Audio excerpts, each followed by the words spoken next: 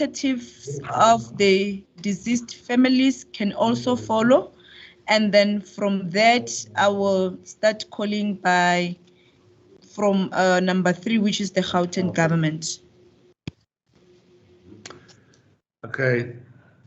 I'm present and I'm assisted by my colleague, Ms. Marriott. I'm present for the families of the deceased, and I appear together with my colleagues, Ms. Raja Badlender and Ms. Powe. Okay, for the families, you are Ms. Hasim, right? That's right. Okay. You are representing the 44 families. That's correct. Okay. And then there's additional 4 families. That I think they're represented by Advocate Foster. Yes, but I want them to, I want them to put themselves on record. The legal representatives for the 4 families. Sorry, Irene. Sorry, Irene. Just before you move on, Section 27 represents the families of the deceased and SADAG, the South African Depression and Anxiety Group. Okay.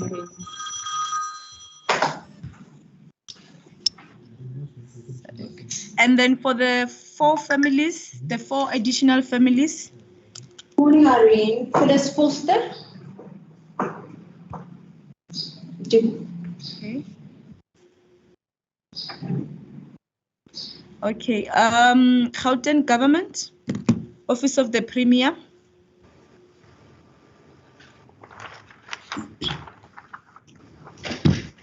Gauteng Government, Office of the Premier. Hi, Irene.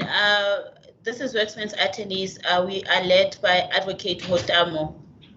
Is he here? Yeah, he is here. He's just robing. Come, Advocate Hotamo.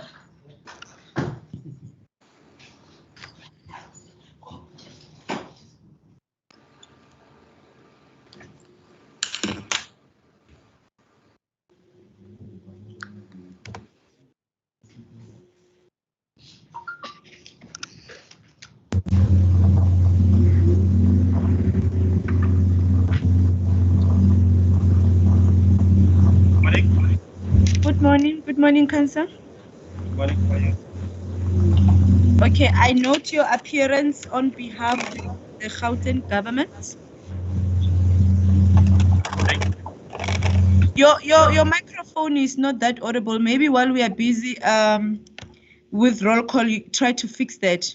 Okay, very well. Getani Mahlangu. Irene, we're here at Lawrence Holders with Tennille Govender. Dorothy Mahlangu is present. Here she is. Witness is present. Attorneys present. RHK attorneys represented by Ms. Tasmia Arby. So we're all present. All right. Okay. Thank you, Mr. Horace. Dr. Manamela. Good morning, Irene. How are you? I'm good, and you? Good morning. Advocate Sibara with Advocate Makani. We are on the line with our client. Wait, Dr. you are Manamela. with Advocate Makanya? Makani. Makani. Yes. And I. Yeah, and I. All right. Are we audible enough? Yes, I can hear you, but I can't see you. Can you see? You can't see me. Yeah. I can see you very well. Is your camera on? Yes. Even other guests can confirm they can see me now. No, we can't see you.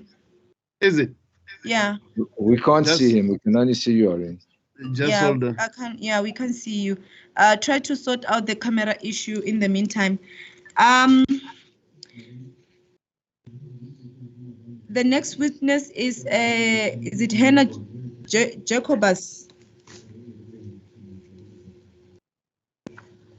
No, Dr. Silibano. Dr. Silibano, who's representing? Morning, Irene. My name is Henry Martin. I'm appearing together with Mr. Watt Pringle, Craig Watt Pringle. Although You are an attorney I'm an advocate. or advocate? Yes, it'll just be me today. It won't be Mr. Watt Pringle today. And Mr. Okay, Celebano. so it's just you today. Yes, just me today. And Dr. Celebano is at the attorney's offices. He is on screen now, so you should be able to see him. He appears under the name Stephen Saunders. Okay, Dr. Silibano also present. Okay, the next witness is Hannah Jacobus, or Jacob, yeah, Jacobus. Who's representing Hannah Jacobus? It's witness number 7 on the list that was circulated by Advocate Late.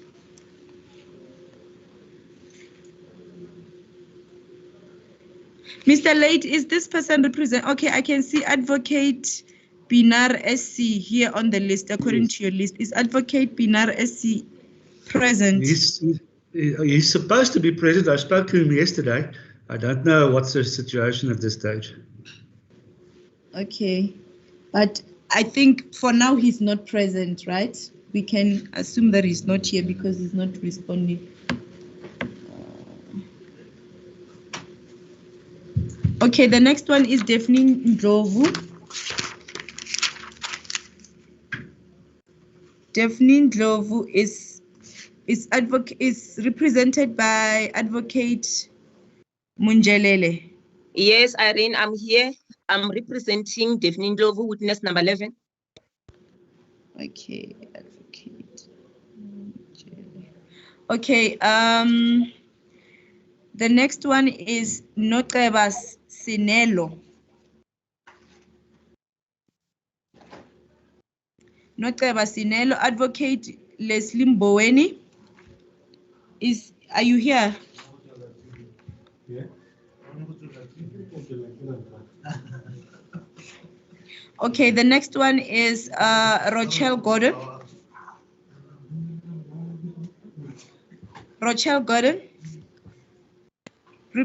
According to the list, she or he is, well, I think it's a she, is represented by Advocate Amanda Tota. I am here on behalf of Rochelle. Rochelle is still struggling to join us, but she will join us.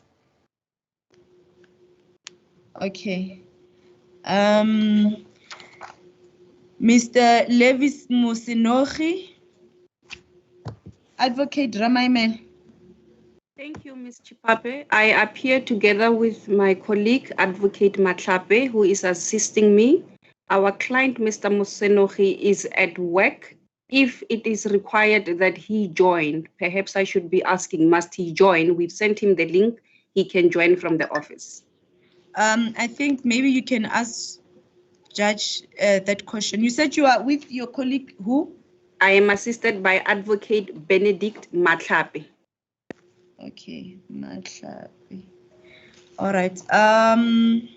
Mr. Pizzi? Mr. Pizzi, according to the list, he's represented by Advocate Pretorius, instructed by Marais Parsons attorneys. Okay, there seem to be no one for this witness. Sophie Linkwane. Sophie Linkwane, Advocate Maite. There seem to be no one for this witness.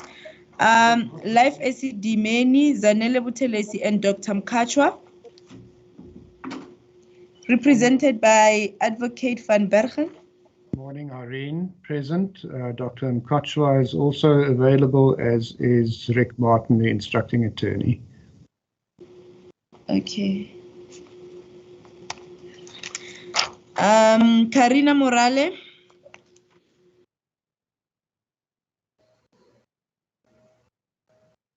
Karina Morale, Advocate Zweli Zakwe.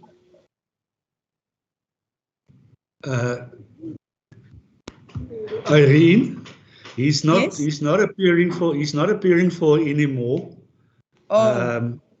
She's one of the three who applied for legal aid. Not represented, right? Yes, she's not represented. Okay. Irene, Yes. before you go on, the technician is here to assist me with the camera. Can he just interject you a bit? But we can see you now. Oh, okay. Thank you. Thanks a lot. Okay, it's just that the camera is taking your face from the side. Like it's like is you're it? sitting Oh, on the okay. side. Maybe just try to, yeah, but we can see you. Oh, okay. Okay. Patricia Mbata.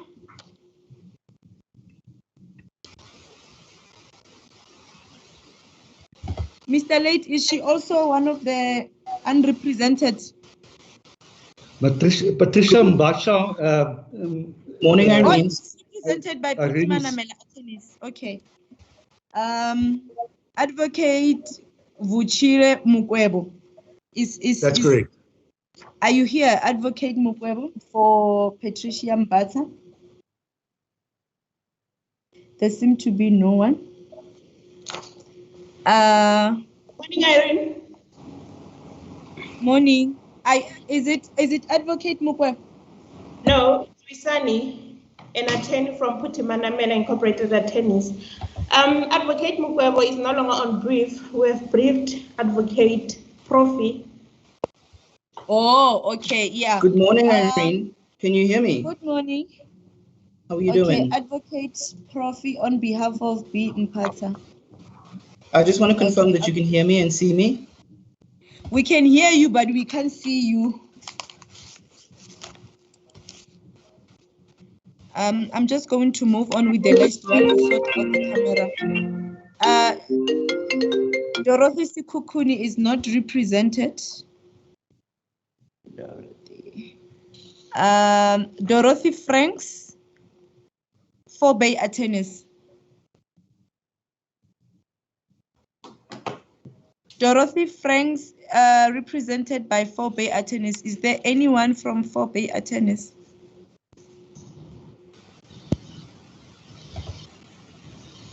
May I just take you back, Irene? Sorry.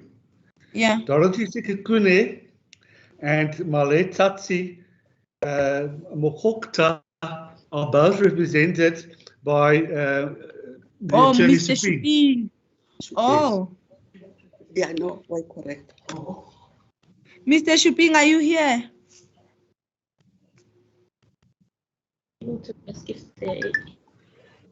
Mr. Shuping? I saw Miss Dorothy, she was on the screen. Yes, I am. Are you Miss Dorothy Sikukuni? Yes, I'm Dorothy Sikukuni, represented by Mulatlebe Shupi. Is he there with you? No, he's at his office. I'm in a different area. Okay, I think he has not yet joined us. Yes, Musego home and Takalani home. Mr. Takalani? No. He's representing us for Musego home. Oh, yes. Yourself and Malitati Mukokta. Oh, but he's not here now. So we'll just skip and just go to the next one. The next witness is Dorothy. Yeah. Dorothy Franks. Which one? Anyone from 4 Bay Attorneys? Miss Chipape, sorry to interrupt. Yes. I just wanted to find out if I'm audible enough. I was just trying to test our system. Yes, I think now we can hear you. Okay, thank you very much. All right. There's no one for Miss Dorothy Franks, I think. Miss Beauty Kekana. Present. Hello. Are you Advocate Manulega? Advocate Mapianya. Oh, Mapianya, you are also for Miss Beauty Kekana? Yes. But according to the list, it's saying Miss Advocate Manulega. Okay, I'll just record that.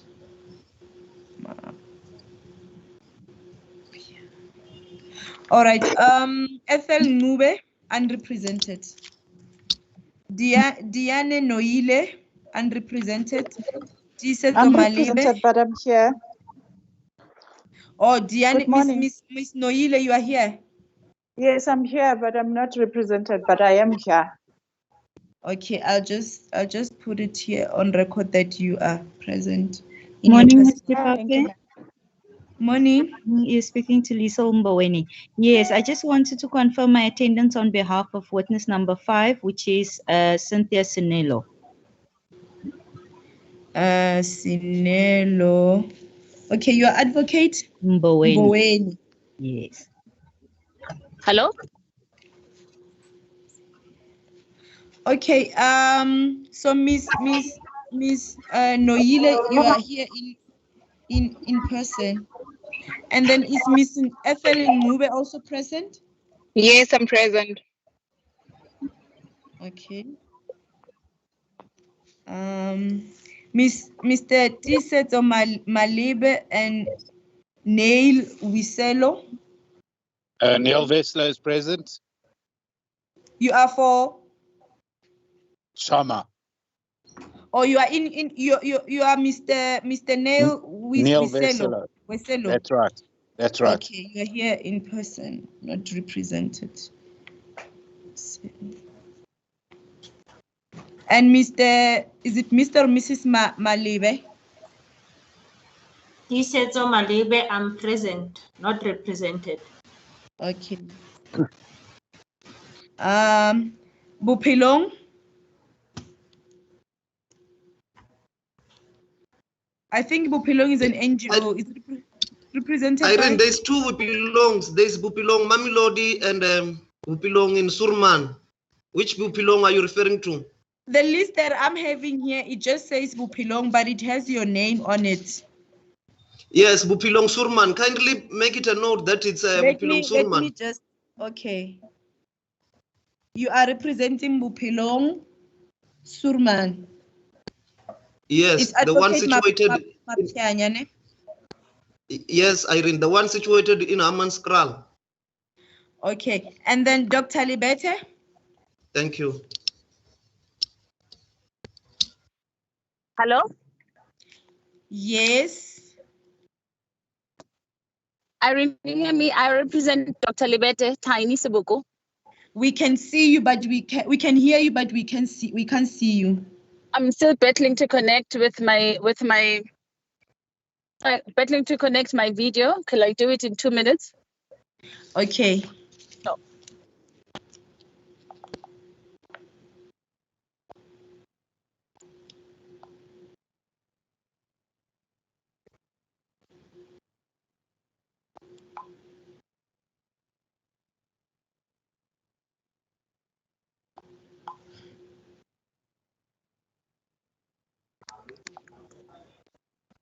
Hello, Irene. Can you see me and hear me? I'm Pretorius on behalf of Mr. Pizzi.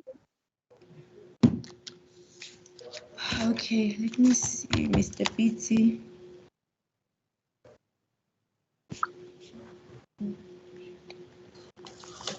Okay. Thank you. Advocate Siboka, I'm going to call the judge to. Must I call the judge to join us, or do you want us to give you a moment to sort out the camera? No, you can call the judge, Irene. I think I can. Okay. I've marked my register. I'll connect. By the time the judge enters, I'm sure I would have sorted out my camera. Sorted it out. Okay. All right.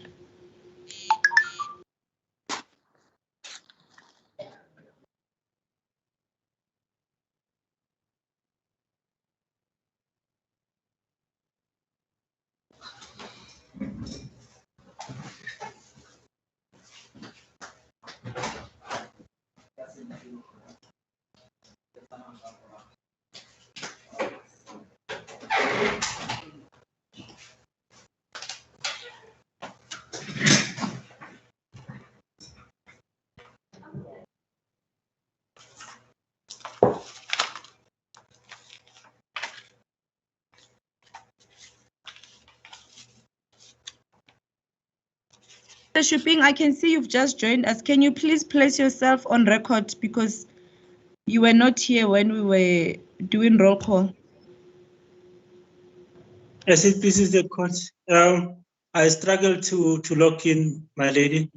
I sent an email to Irene at 9:45, and I don't know whether she has seen it, but I've been struggling to log in from 9:30. But I'm here. That's it, please, the court, my lady. Judge, we are done with roll call.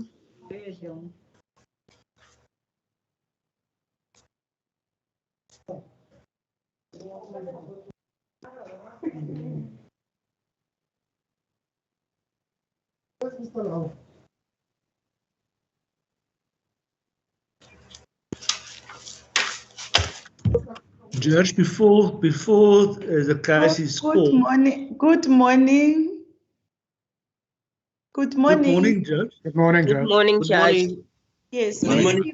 Morning, Judge. Morning, Judge. For Before- purposes of housekeeping, before we do anything, let's just put the matter on record. Okay. Calling the matter of Life Esidimeni Inquest, case number I-001 of 2021. Yes, sir. My lady, just for also for housekeeping, may I ask that when people are not speaking, that they switch off their video as well as the microphone. That is what it's in the directive. Did you read Yes, the but directive? I see there are a lot of people now, and I see Mr. Pina have joined us. He was absent during the roll call, and I see that Tseto Malebe's video is on the whole time. I would just ask that he switch off his video. I presume Mr. Pina wants to say something. Yes, before he says something, can I ask those who were not on roll call, they must just ensure that their names are included. And please familiarize yourself with the directive so that we can proceed smoothly with these proceedings. Mr. Pinar, do you want to say something before we start?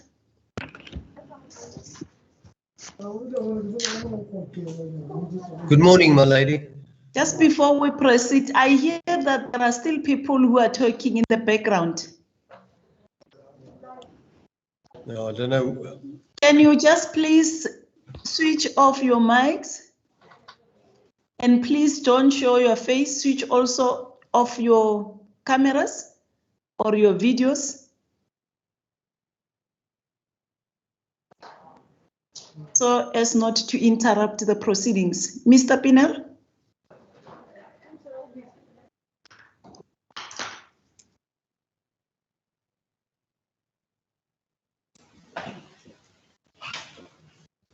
Morning, my lady. Morning. Your video is off now?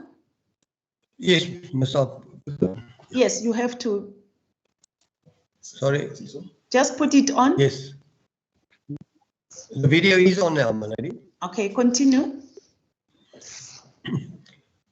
My lady, no, we're ready. I've got nothing Okay, to add. we thought you wanted to say something.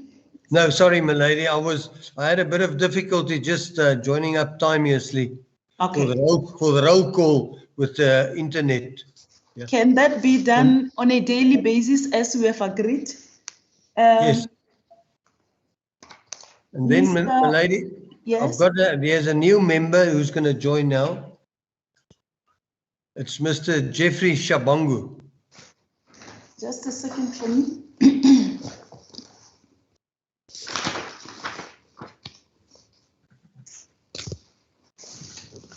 I see other people here. Who are they?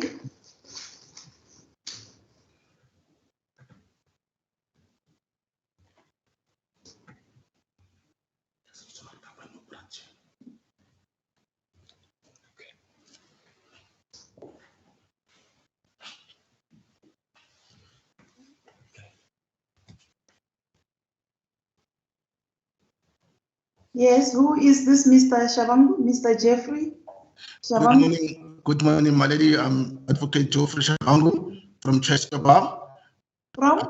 From Chesque Bar of Advocate. Yes. I appear on behalf of Ms. Nyatlu, who is the witness in this proceedings, my lady. Ms. Nyatlu, what is her name? It's Olga Nyatlu. Ms. Nyatlu. She is now from which, is it from the NGO or from CCRC? Okay. Yes, my lady. It's a former CEO. Okay. Thank you very much. It's my pleasure, my lady. Are you ready to proceed today? I'm ready to proceed, my lady. Okay. Thank you very much.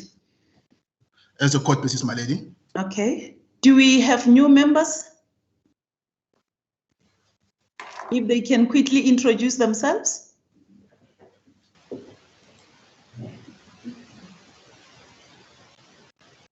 Irene, did you record new members in the at the roll call? Yes, we have Advocate Profi. But they should introduce themselves. Advocate? Good morning, my lady. Yes, you can just give me the names to expedite the process, Irene. Advocate Profi. You said it's Profi is Prophy. Yes. On behalf of witness P. Mbata. Okay, Mbata. Mbata. Yes. No, continue. Yes. Yes. I think this is the only new person that I recorded. Except the one who just placed himself on record. Okay, thank you, Irene. Mr. Mbata, Mr. Profi, can you introduce yourself quickly?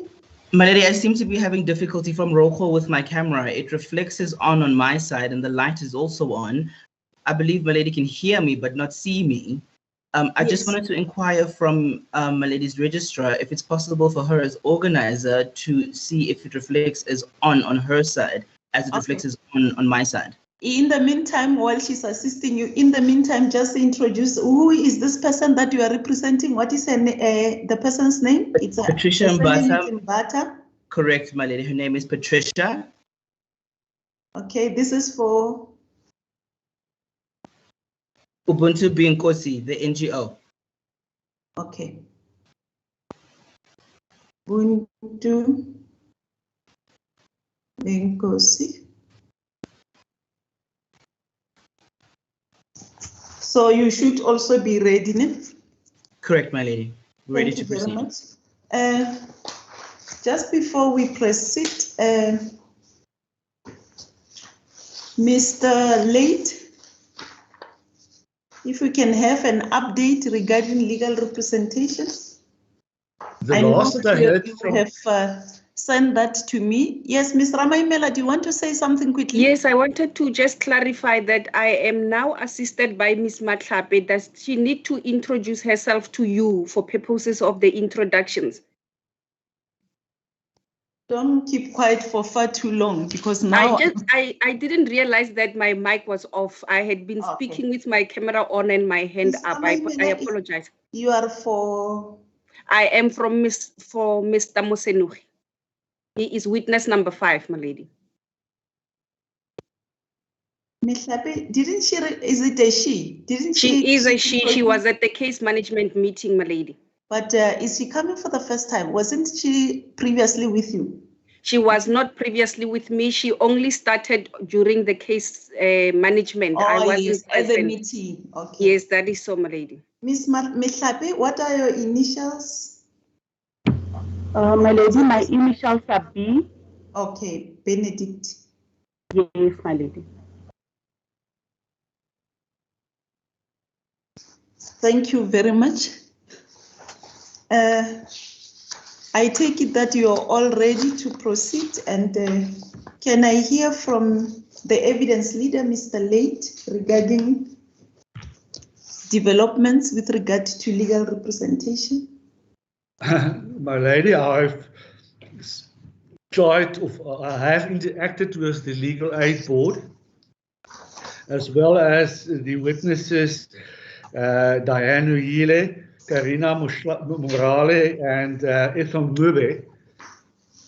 Yes. The application for legal assistance was denied because the Act doesn't provide for witnesses. Correct, They yes. appealed the decision, and I don't know what the outcome of the appeal was, but the witnesses are all present at this meeting. As far as Tsetsu Malebe is concerned and Neil Vesela, they decided that they don't want legal representation, despite the fact that I explained the seriousness of the matter to them and the consequences of what may happen. They decided to deal with the matter themselves. They sent me emails in this regard, which I forwarded to Irene. Okay. Miss Ngube, can I see where they are? Miss Noile, Miss Morale. These are the only three, and Nyatlo has been sorted, ne? Nyatlo is being represented. As the court, that is correct, my lady. That's correct. There's somebody here. I see there is a. Who is that? If you can introduce yourself. My name is Ethel Mube from Precious Angels.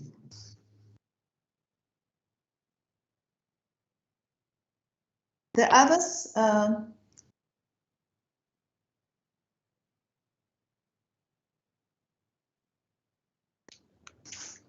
Where are the others?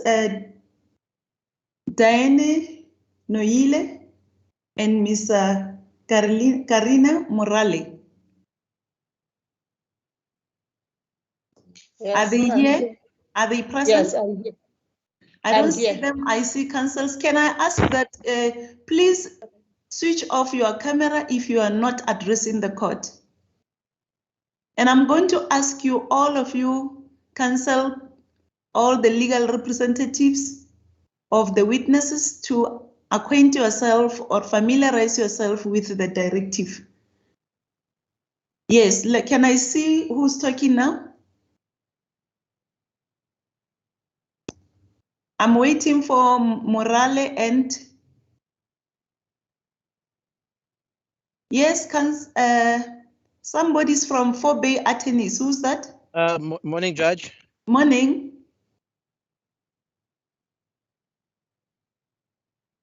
I think you are on mute.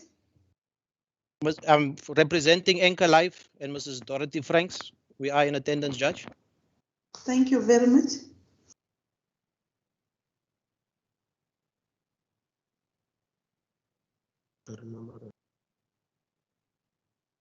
Karina Morale from Tsepo Health Center. Morale, Karina Morale? From Tsepo.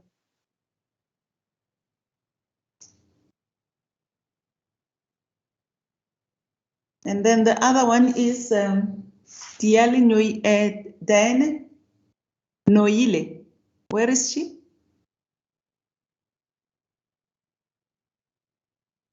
Is she there? Miss Noile, are you present? So she's not present. Judge, she was here when we were doing roll call, when I was doing roll call.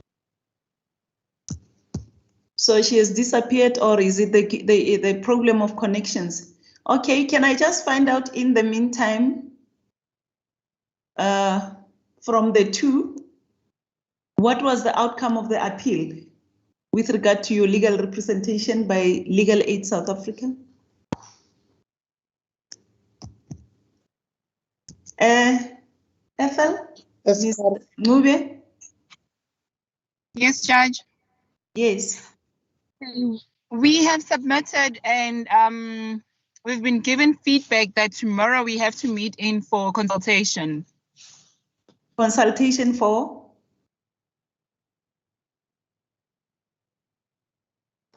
It's basically an application that has been declined. So you're still going to have another meeting? Yes, they've given us the date for tomorrow. Are they aware that the proceedings are proceeding in the meantime? Yes, they're very much aware, Judge. Okay, so the same applies to the three of you? Only with Diane, when I called her now, she's struggling to log in, but she is refreshing her phone, then she will log in. Yes, tomorrow it will be myself and her and the counselor. And then Karina? I'm not too sure. She can confirm for herself, Judge. Okay, thank you. Yes, it's Karina. Yes. Yes, Judge, it's Karina. I've done the appeal because they've declined it. They say the witness, they don't put the representatives on the witnesses. Okay, so if now you have been declined? Yes, but Yes. I've appealed it. Yes. Yes. Where is Diana? Is she? Has she managed to join now? No, Judge, she's still busy trying to connect. Okay. Thank you. Can I hear Mr. Late before I conclude this issue of these three people from the different NGOs? Judge? Yes. What do you want? What duration? Yes, I just want to check with the evidence that we are busy now. This is the evidence of the objective witnesses, if I understood when we started. Yeah, there are people from Life Esidimeni. They don't give evidence regarding specific NGOs who received the patients. Okay. I see Miss is it Maile? Noile has not yet joined us.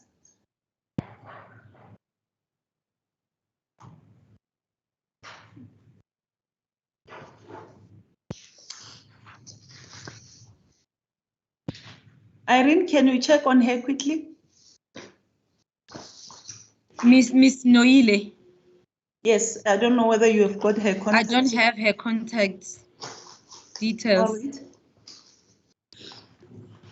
We have Miss Ngube here present, and then I just want to address them with regard to this issue of theirs.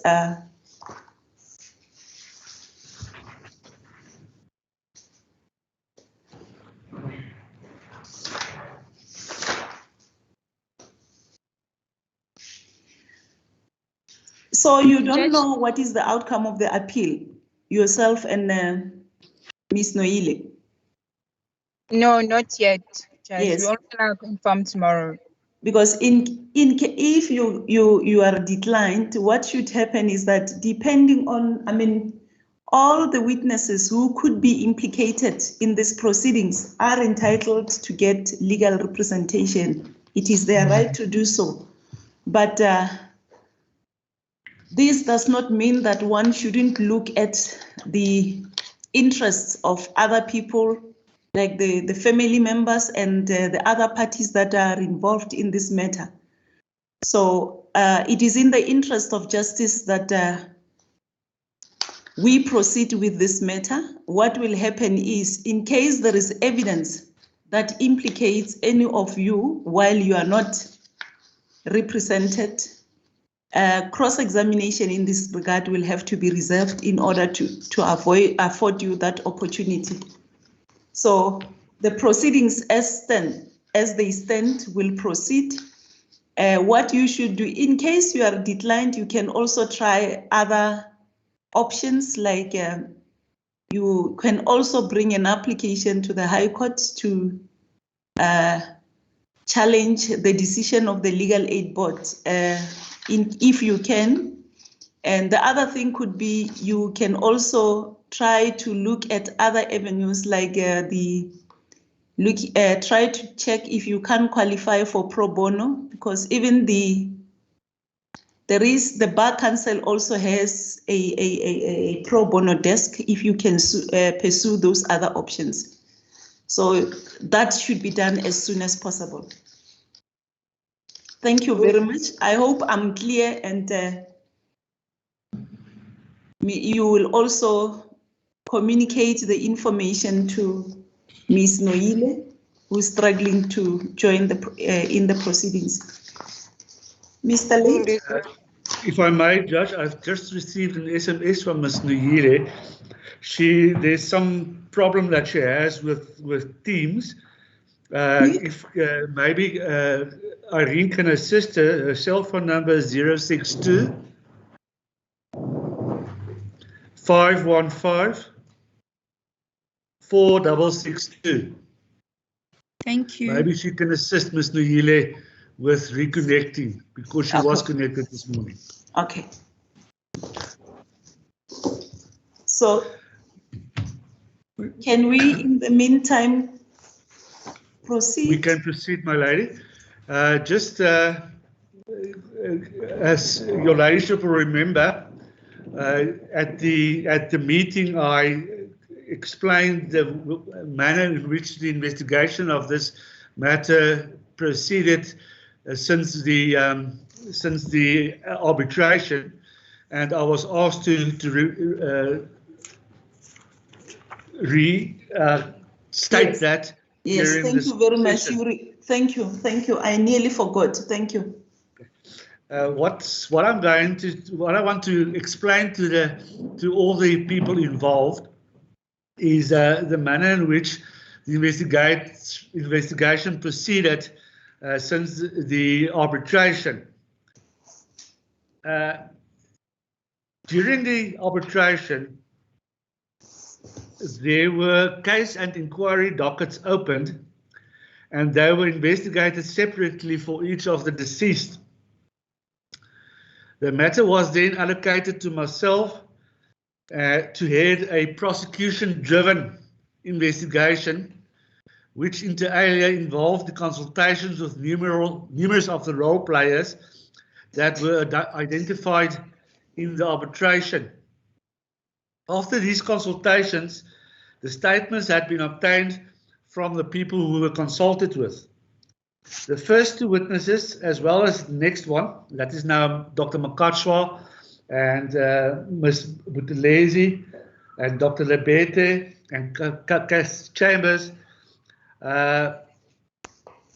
statements were obtained, and these statements did not deal with any specific individual deceased, and they needed a destination, and it was then decided between myself and the investigating team to register a separate case docket at Richville CAS 319 of 03 of 219, in which all these so-called general statements were filed, and they are now filed on case lines under the heading general statements. That is why the dates of the commissioning of these statements precede the registration of the case docket, because the statements had been obtained before the case docket was registered.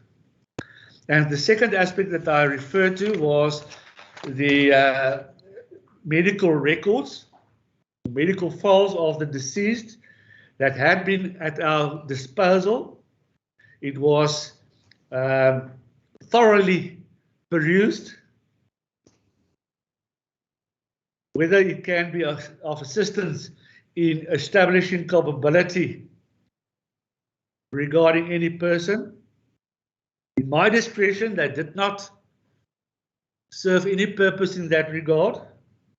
But if there are any of the people who think that I might be mistaken, it has been,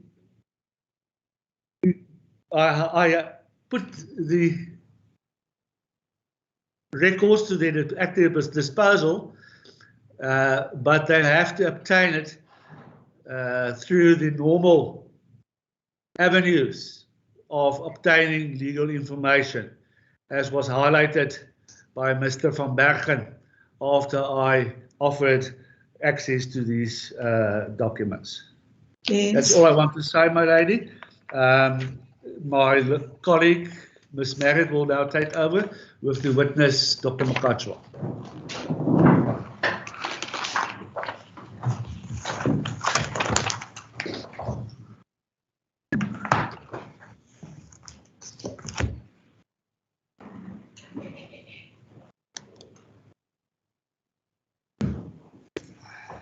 Mr. Mukacha, Dr. Mukacha, your full names again for the purposes of the record. Suku Morgan Kachwa. Come again? Suku Morgan Kachwa.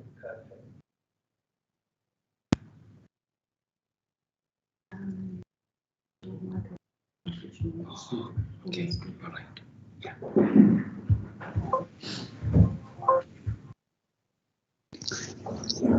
Do you have an objection to taking the prescribed oath? No, my lady, I do not have an objection. You then swear that the evidence that you are about to give shall be the truth, nothing else but the truth. If that is so, raise your right hand and say, "So help me God." So help me God. Thank you very much. Miss Margaret? My lady, the witness just a is second. here for further cross-examination. Yes, I just wanted to say that the last time the witness was in the stand, that was at the time of cross-examination, and it was supposed to be the legal representatives of Dr. Mahlangu, Miss Mahlangu, the former MEC, am I correct? That is correct, my lady. Ms. Huertas, Mr. Huertas, are you ready to continue with the witness? I'm ready, my lady. Yes. May I proceed? Yes, you may proceed. Thank you. Dr. Mukacha, if I can refer you to your statement that's before this commission as C1. You read it out, or it was read out on your behalf. And I'm going to take you to paragraph 6, if I may, Doctor. If you can assist the court with the pages, please. What's the page reference? I will find it now, my lady. I'm working for hard copy, but I'll find you the reference. It's been handed in as an exhibit. It's exhibit C1, my lady, but I'll get you the page. The page reference that I have is 2287. Underneath that's 83, so it's right. 2287, okay.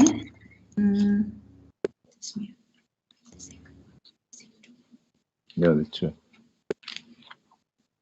Page reference is on there. Yeah.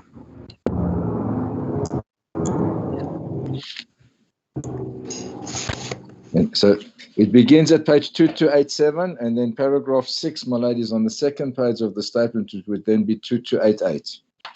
Okay. Dr. Mukacha, do you have the statement before you?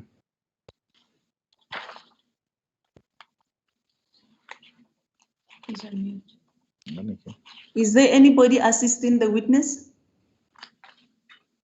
Yes, Miss Marriott is there. Okay. But they're on mute.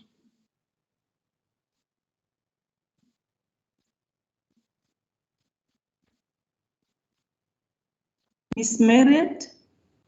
Still on mute. Is she on mute? The witness, yes. My lady, the witness has the statement. Yes, but his computer's on mute. Can the witness unmute himself?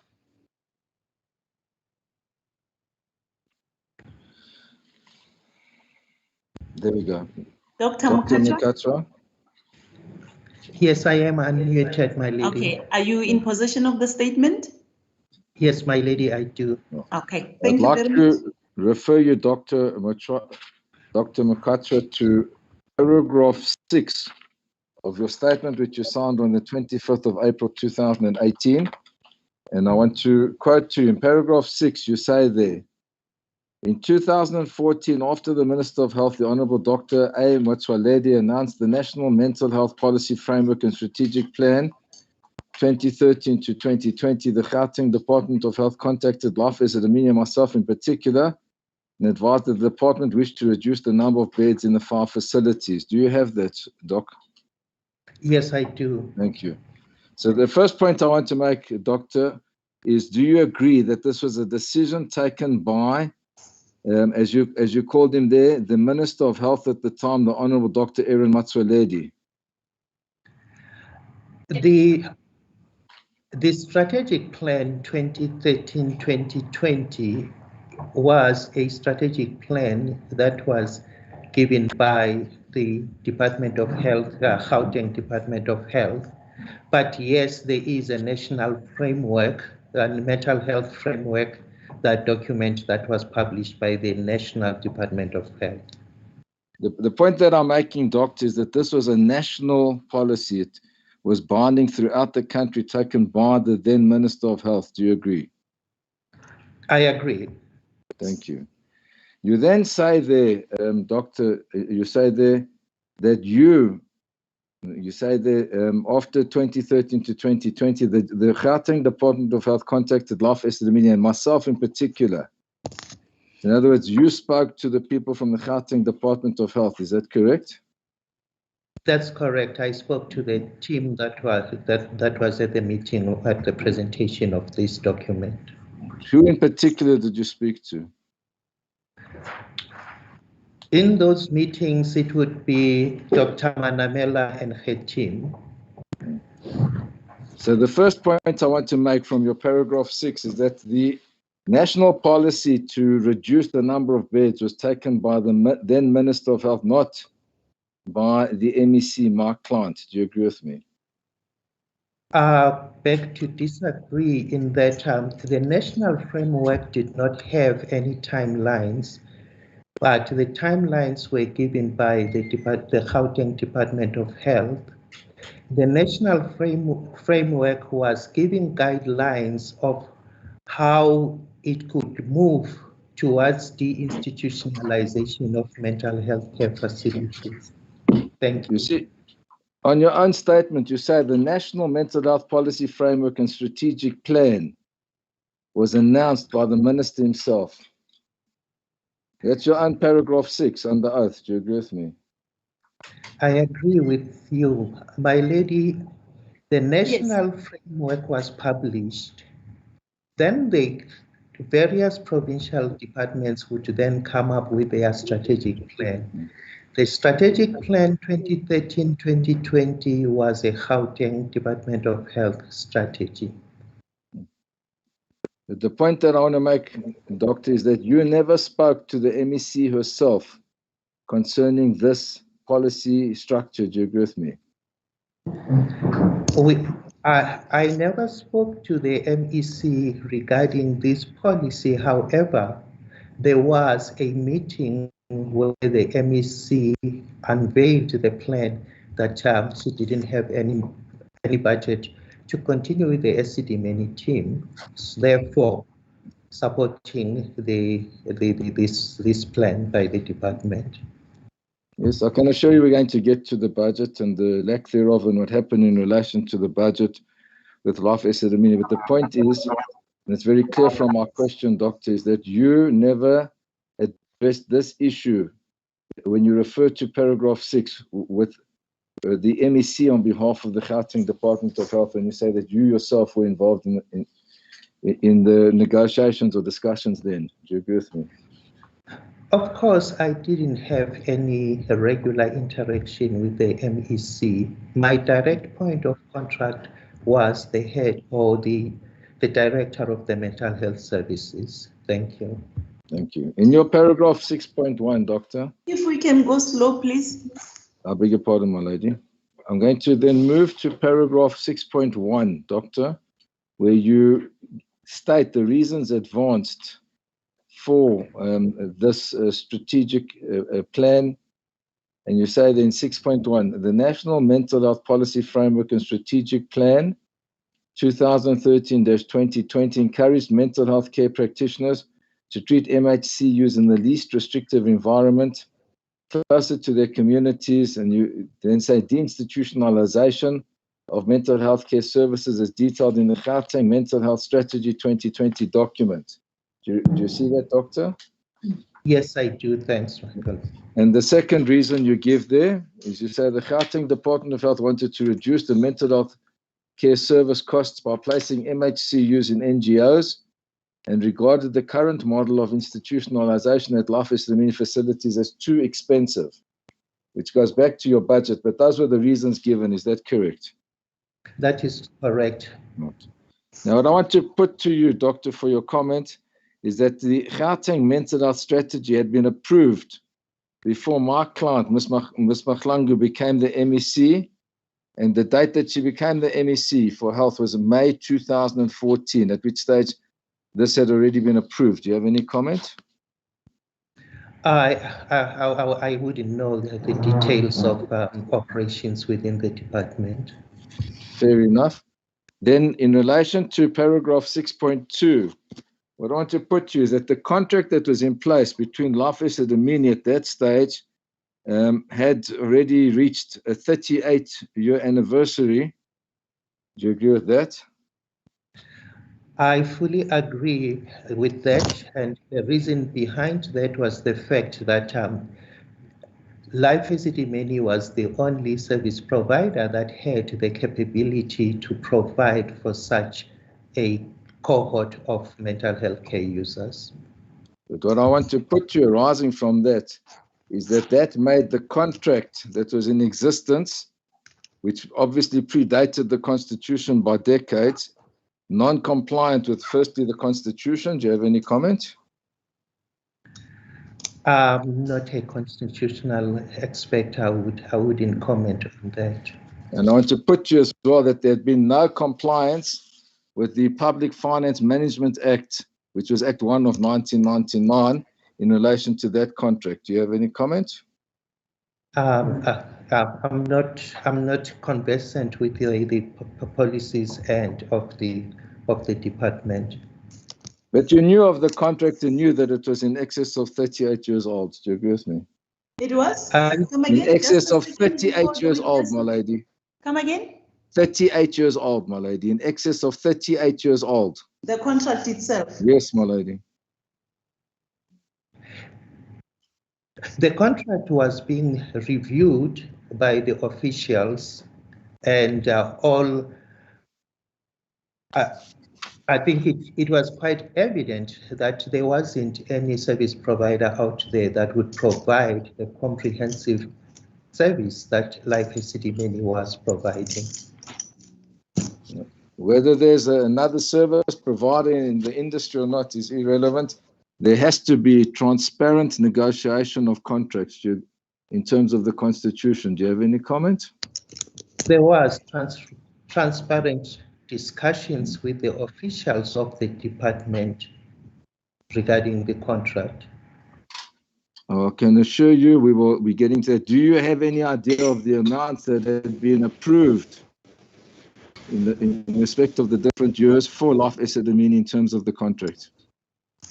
I can only speak of the last year of the contract, which was quite the one that I was involved in, because I also wasn't in Esidimeni for the 38 years mentioned.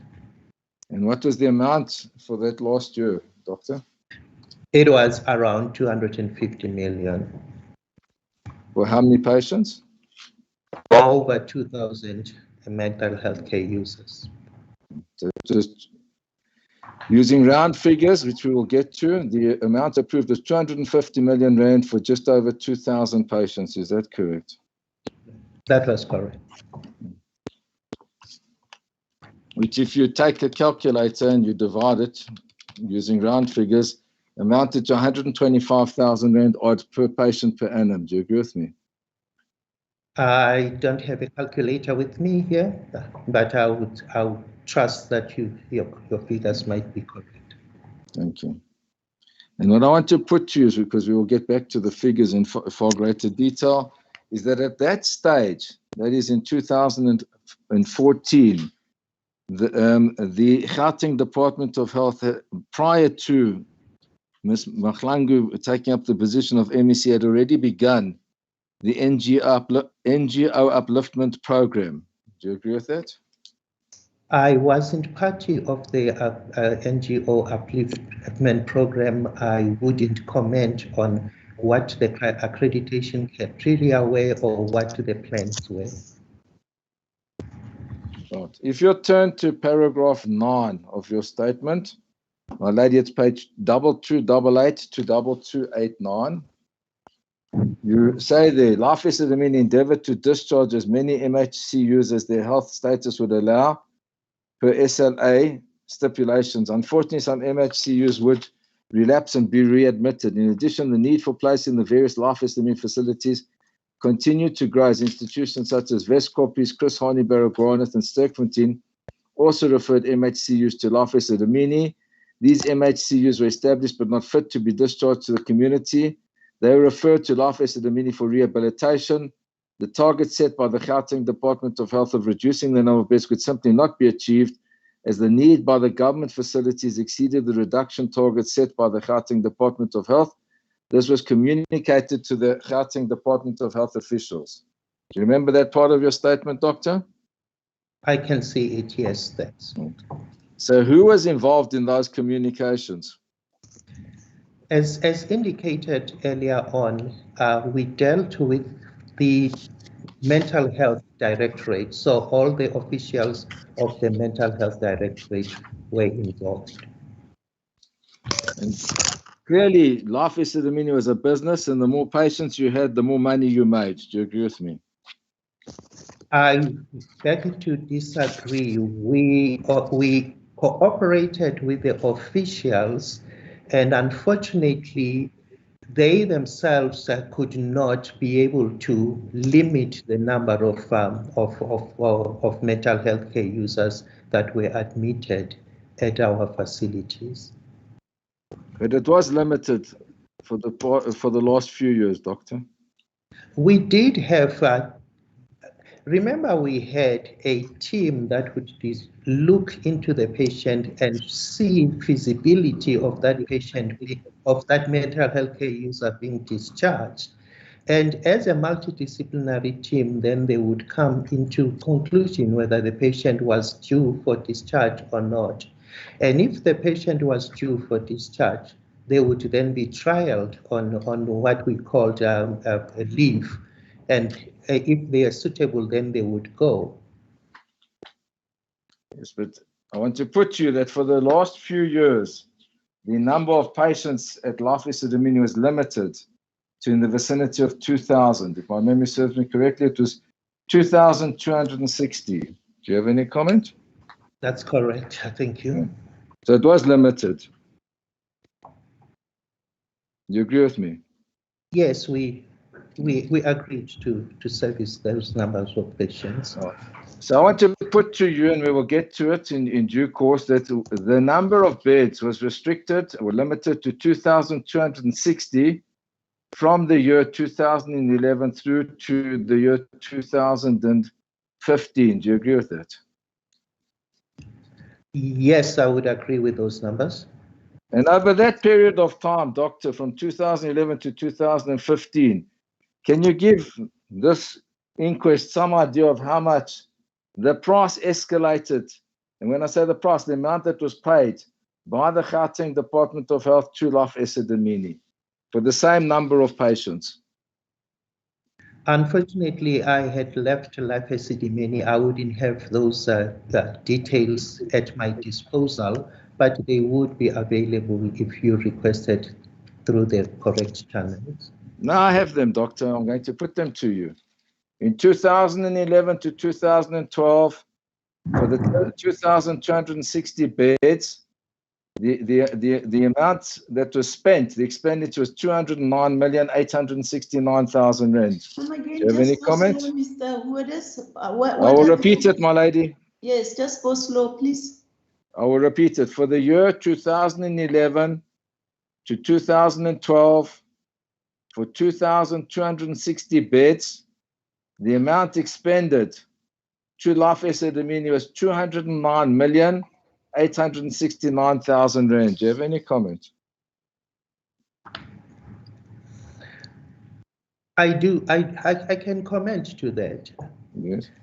I'm not sure what you're benchmarking the 209 against, because you need to understand the comprehensiveness of the service that was provided within the Esidimeni facilities. I'm prepared to tell you what I'm benchmarking it to, Doctor. I don't have a problem.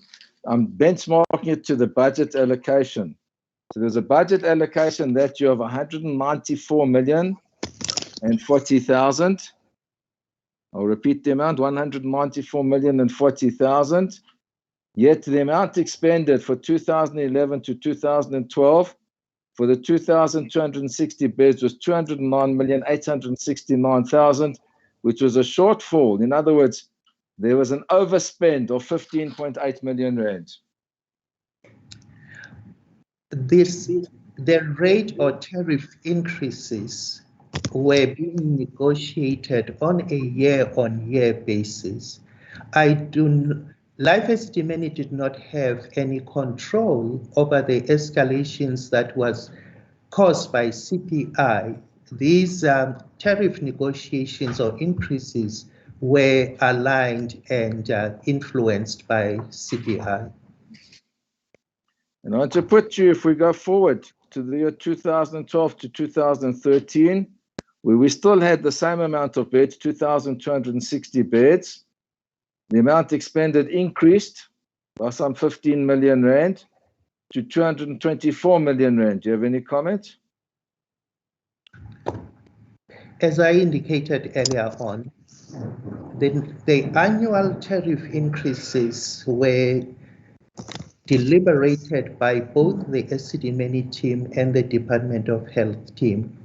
And reasons for any of the tariff increase were being looked at and evaluated by the Department of Health.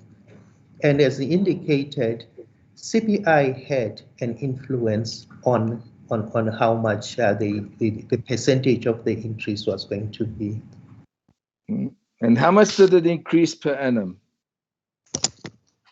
What percentage would you say is acceptable? As I said, it was CPI related. Let me just give you the figures. My lady, I'll speak slowly. For that year, 2012 to 2013, the budget allocation was 203,742,000 rand, but the amount expended at Life Esidimeni exceeded that by some 20.25 million rand and was 224 million rand, as I put to you. You say that's a normal CPI increase, as I understand. You will also take cognizance of the fact that I'm not sure how the department informed you, but you would also note that there were certain years where we struggled to get any tariff increase. So those would then be borne by the company and had to be made up for in another year. So all those factors would need to be really, a clear analysis would need to be done so that you get a full picture as to why the numbers increase the way you're mentioning them. Well, do you know which year that was put through to make up for the previous struggles? I do not follow. You said that there was this. You struggled to get money, and you had to make it up in the next years. What year did you? What year was it made up? All I'm saying is there were years that the department would not afford or give or agree to the proposed tariff. And every time we would negotiate on that. So it wasn't a struggle, it was a discussion between the parties to validate why the increase had to be at that level. Well, I'm going to continue because I want to get to the pertinent time. I want to put to you that in the year 2013 to 2014, the same 2,260 beds cost 234,948,000 rand, almost 235 million rand. when the budget, just a second. I will repeat it, my lady. The figure for the beds? 234,948,000. So to round it, it would be 235 million. Yes. And in that year, the budget allocation had increased in accordance with CPI and had gone up from 203 million to 213,929,000. I'll repeat the amount, 213,929,000. You can round it to 214. And yet again, the shortfall was in the region of 21 million rand. Do you have any comments, Doctor? My lady, I just think my honorable colleague is putting a failure of budgeting of the department on the Esidimeni floor. There was elaborative discussions between the two parties as far as these tariffs were concerned. Esidimeni did not unilaterally increase the tariffs as they wanted to. So there was an understanding of why these were coming to those levels. As much as the cost of living has been going up for the normal citizen, it has been going up for the Life Esidimeni facilities as well. Yes. Well, Doctor, I'd like to put to you, I'm so pleased that you mentioned the cost of living and having an impact, because at the crucial time, and now we're getting to the point, that's 2014 to 2015, I want to put to you the budget allocation was revised up. It went up some 40 million rand almost to 251,695,000 rand. So there was a substantial increment. Do you know what the cost, that was the amount that was expended at Life Esidimeni that year was? Please educate me. I shall do so. 323,713,000 rand, an increment on the previous year of 37%. You would need to unpack that, because there were, if that is the case, there was reasons for it, and I would like to then be able to respond to the reasons.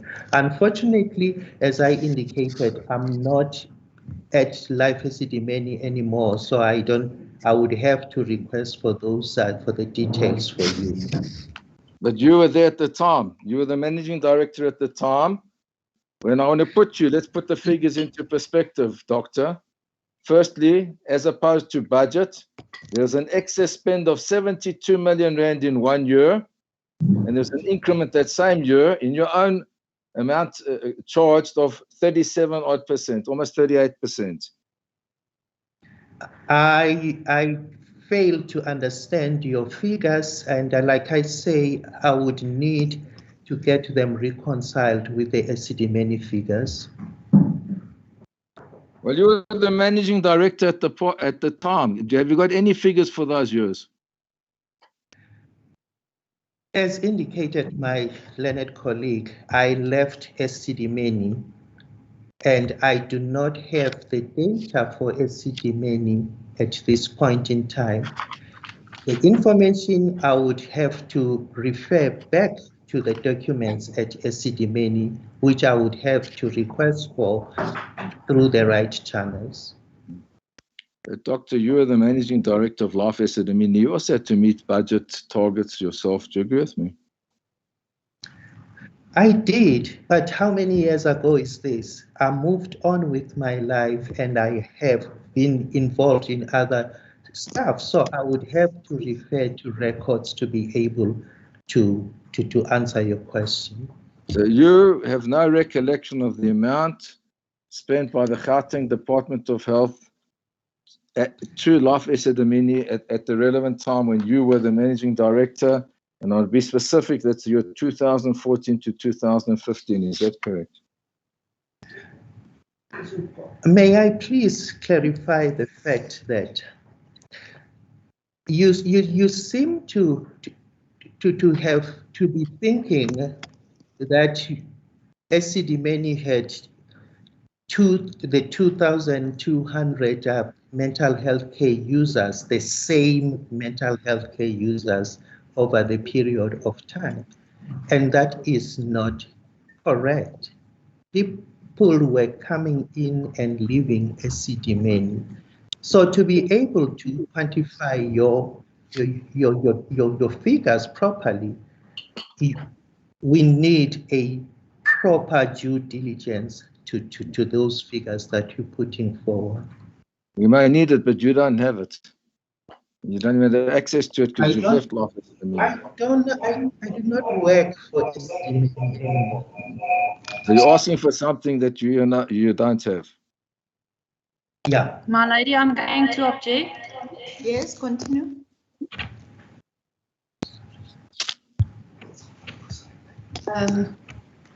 I'm going to object pertaining to the line of questioning. I do not see the relevance pertaining to causality in that regard. Thank you, Mr. Juarez. What is the relevance? My lady, it's directly relevant. The whole issue given by this witness, which I've already read to him from his own paragraph 6, is that there were budgetary constraints, and that's what led to these changes. So it's directly relevant to the issue in question. With respect, there can be no doubt. Yes, Ms. Marriott. My lady, it's not in dispute that there was pertaining to the statement, but I don't see where we're going with these questions regarding the deaths of these individuals. Isn't it this issue, the issue regarding the budgets was one of the reasons why there was this transfer of the decision taken? Am I correct? Ms. Marriott? Yes, my lady, it was a reason for the transfers, but I don't see where the deaths of the patients came in pertaining to the budgetary constraints.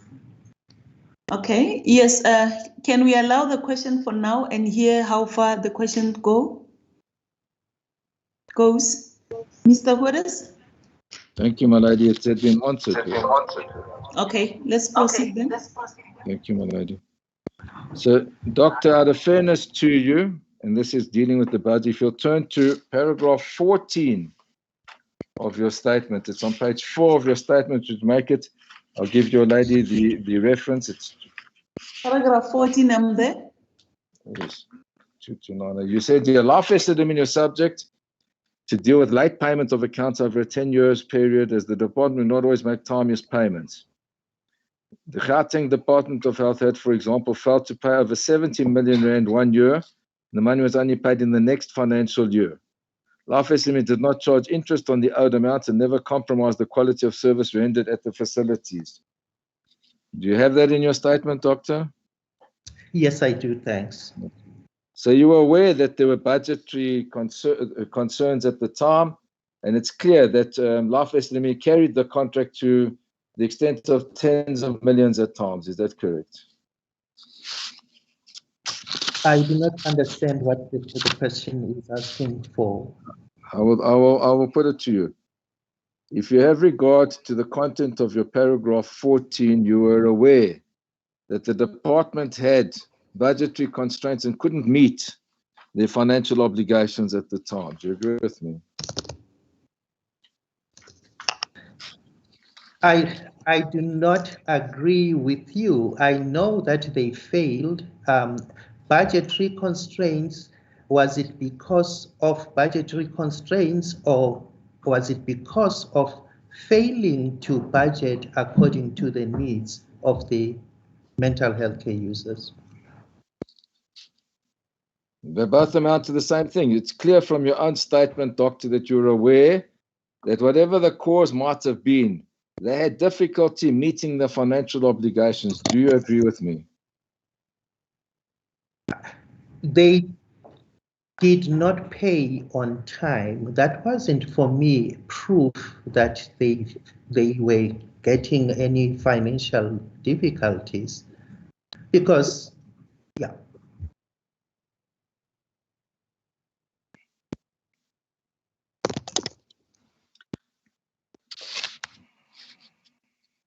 If you turn then to paragraph 16. 16, yes. 16, my lady, in the same page. You refer there to the quarterly review meetings with the Gauteng Department of Health officials, where overall facility statistics were shared and discussed in detail. You say, we would update the department on progress made as regards the reduction of beds. It was reported in several meetings that the MEC for Health in Gauteng, Ms. Kudwani Mahlangu, was dissatisfied with the unattained goal of reducing the beds drastically. She then set new targets that differed from those stipulated in the Gauteng Mental Health Strategy 2020. You see Yes, that?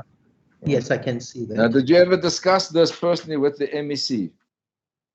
I discussed it with the operations team, and this was revealed by the team, like I indicated, by the team that the Mental Health Care Directorate. Because what I want to put you is that this was a collective decision and there's no basis to attribute it to her. You spoke to the team, you keep emphasizing it, and the team conveyed this to you. Do you agree with me? I agree, and I wouldn't know what happens behind the scenes within the department. And I want to put to you that she never set any targets to the department that was dissatisfied and not her. Do you have any comment? Come again? What are you saying, Mr. Hodes? She never set any targets. It was the department that was dissatisfied, not the MEC. Do you have any comment? I wouldn't, like I indicated, I wouldn't know what happens behind the scenes. This was what I got from the team that I interacted with. Yes, I understand that, and we're in agreement. The point that I'm making, Doctor, is that you had no direct engagement with Ms. Mahlangu. Do you agree with me? Yes, I agree. I did not have a direct engagement with her on this. And I want to put to you that this is further borne out by the fact that she never attended the quarterly review meetings that you referred to there. Do you agree with me? As indicated earlier, it is the operational team that attended the quarterly reviews, not the MEC. Okay.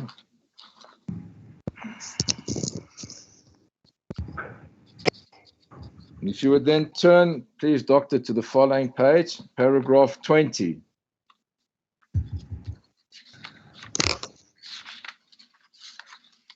For the record, this would be page 2291, my lady. Yes, I'm there. Paragraph 20, you say there, Doctor, in February 2015, the MEC called a meeting with Life Esidimeni and advised that the GDOH had budgetary constraints, that you decided to terminate the contract by the end of March 2017 at the latest. You see that? I can see that, thank you. Now, to put you that that's not March 2017, it was meant to be March 2016. Do you have any comment? At that meeting, she put forward a 2-year plan. She didn't put in the 1-year plan that came in later. And I want to put to you that the decision to terminate the contract was not her decision, it was a departmental decision or a collective decision. Do you have any comment? I wouldn't know how the department functions operationally.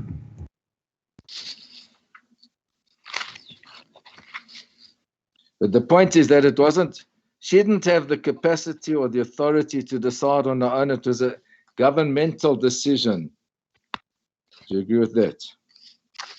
I wouldn't know. All I'm saying here is what she said to the meeting. I want to put to you that it's, as a matter of fact, because you were the managing director of Life Esidimeni at the time, the MEC at the time, Ms. Mahlangu, never negotiated any contracts or terms of contracts with you. Would you agree with me? This was an informative meeting. It wasn't to negotiate a contract. We were called to this meeting and she told us that due to budgetary constraints, she's going to terminate the contract. So this was not a contract negotiation. It was a decision. She was informing us of the decision of that was within her portfolio. No, we're in agreement. What I want to put you is that she made it clear that this was a governmental policy that had been decided and she had to implement it. Do you have any comments? I wouldn't, she never went into the granularity, to that level of granularity. So you never had those statements from her? Is that what you're saying? What, my lady, saying what? She never uttered, just a second, are you saying she never uttered such statements as put to you? She never mentioned anything about the fact that that was a government policy that needed to be implemented. Is that what you're saying? My lady, what I'm saying is that she informed us that the Department of Health Gauteng has budgetary constraints, and as a result, decided that the contract would be terminated by the end of, at latest by the end of March 2017. Thank you, Dr. March 20? Is it March 2017? Okay. At the meeting, she mentioned March 2017, my lady. Okay. The point, Doctor, is that she made it clear to us that the department had made this decision, the Gauteng Department of Health. Is that correct? That is what the statement says, and advised that the Gauteng Department of Health had budgetary constraints. It then continues in paragraph 20 at the foot of the page to the next page. This was confirmed by her 2015-16 budget speech. The MEC refused to enter into any discussions, and she advised us that she had made the decision. She also mentioned that in Brazil, and there are two references to Brazil. I want to put you again, Doctor, that it wasn't she who had decided, it was the department, as you already told this inquest. Is that correct? All I'm saying in this statement is where I got the information. I got from the information from the meeting which she was addressing. Hence, I indicated I wouldn't be privy to anything but what she mentioned in the meeting. And I want to put you that when she mentioned the trip to Brazil, she had said that she'd been to Brazil with Dr. Aaron Motsoaledi. And that was the case study that had been conducted there, but that she had done it in official capacity with the then Minister of Health. Do you have any comments? That what didn't come forth in that particular meeting. Just a second, please.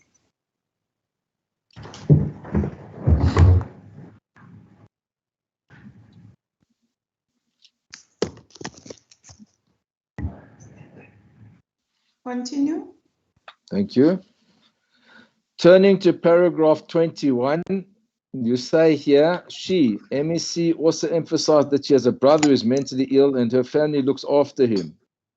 I want to put to you as a fact that she has no brother who's mentally ill and she's never had one. Do you have any comment? I cannot comment. I don't know her at the personal level. I don't know her family. I am simply reporting what I heard in that particular meeting. So what I want to put to you is that what she had said is that she had a relative who was being looked after by the family. Do you have any comment? Not a brother. In the meeting, that's what she said. Well, just as you say that's what you heard, she says she never ever said that. And it wouldn't be true because she does not have a brother. She has a relative who was in need of assistance and was looked after by the family. Do you have any comment? I wrote the statements from the notes I made in the meeting. And please bear in mind that in the African culture, I can also call a relative of mine my brother. It doesn't have the same connotation as in the other cultures. So are you prepared to concede that she said relative and you might have given it this connotation of being a brother? I will stay with my notes because that is what I had coming out. Do you have those notes? Do you have those notes? How many years ago is this? I would have to go try and see in the rubble that I might be still having and then try to pull those out. That's just you create the impression that when you compile the statement, you utilize the note. So one would infer from your answer that you still had access to those notes. It's a simple question. Are you now saying you don't know where those notes are? I don't know how you expect me in to a pile nutshell, up. you stick to what is recorded in your statement. Yes, that is what I'm saying, my lady. Thank you. Can we pass this, please? As your ladyship pleases.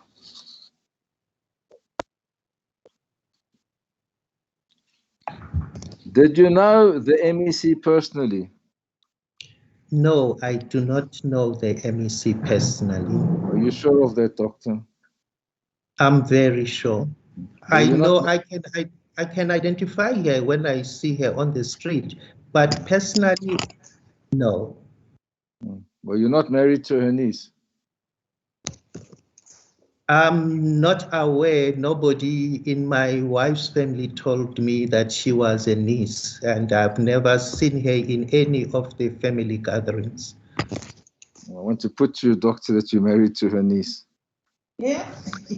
That is news. I would have actually capitalized on that had I known at the time. I don't think you should be admitting that in a public forum, doctor, but never mind. No, I'm very honest. I have not known she's related to any of my family, and nobody in the family indicated that she was. And I'm also told to put to you, to my instructions, that Ms. Mahlangu had told you that she had grown up in poor conditions, but didn't say that the MHCUs must live in similar conditions. Do you have any comment?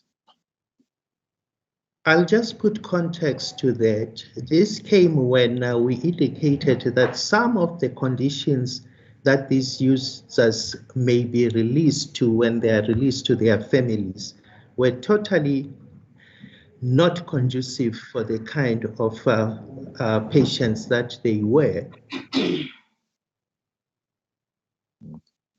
Then in relation to paragraph 23, you say, yeah, at the meeting, Life Esidimeni raised the following concerns.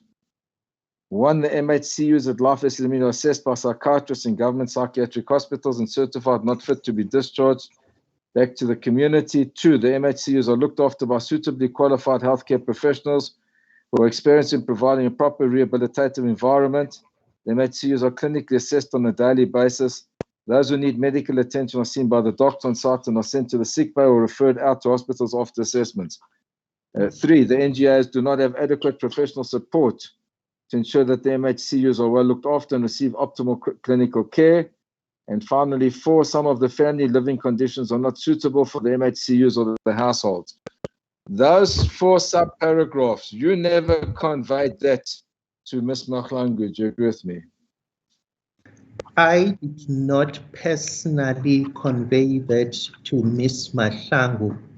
It was conveyed by the executive that had accompanied me to that particular meeting. Who would that be? Accompanying me from life was Dr. Trevor Frankish and Dr. Kemi Chetty. Dr.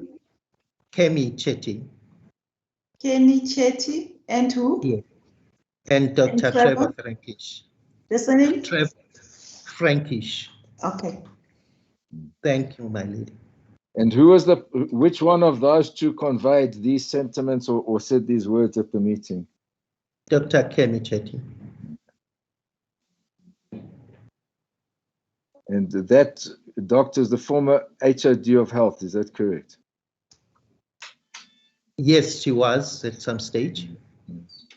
Now, what I want to put to you in relation to this paragraph 23 and the sub-paragraphs is that Life Esidimeni itself referred patients to NGOs at that stage. Do you agree with me? We did. I think it is quite clear that we did refer to NGOs, but those would be recommendations by the multidisciplinary teams. If the NGO has got the right facility and the mental health care user is suitable to thrive in that particular environment, yes, we did refer to NGOs. So there were some NGOs that you did approve of, and that you did think were suitable, and that you did, as Life, when I speak of you, I apologize, that Life Esidimeni did refer across to NGOs. Is that correct? I do agree that we did refer to NGOs where suitable. You then say in paragraph 24, on 11 March 2015, the head of department, Dr. Selabano, wrote a letter to Life Esidimeni instructing Life Esidimeni to reduce the number of beds by 200 by the 31st March 2015 and by a further 20% by the end of April 2015. Do you have a copy of that letter? Yes, it would be available. We can request a copy from Life Esidimeni. Okay, and then you say, when we made telephonic inquiries, we were informed that he had been instructed to write the letter by the MEC. You see that? I see that. Who's the we that made the telephonic inquiries? Myself, my regional managers, yeah, I personally made the call to Dr. Manamela. So you found Dr. Malamela to try to ascertain what Dr. Selabano had told, or to verify what Dr. Selabano had told you. You will appreciate the fact that getting through to either the HOD or the MEC is very difficult. They have very busy schedules. So the easier way to go to find out some of the details would be to go through the Director of Mental Health. You telephone Dr. Selabano to establish, I beg your pardon, you found Dr. Malamela to try to establish what Dr. Selabano had said, or what the source of his information was. Is that correct?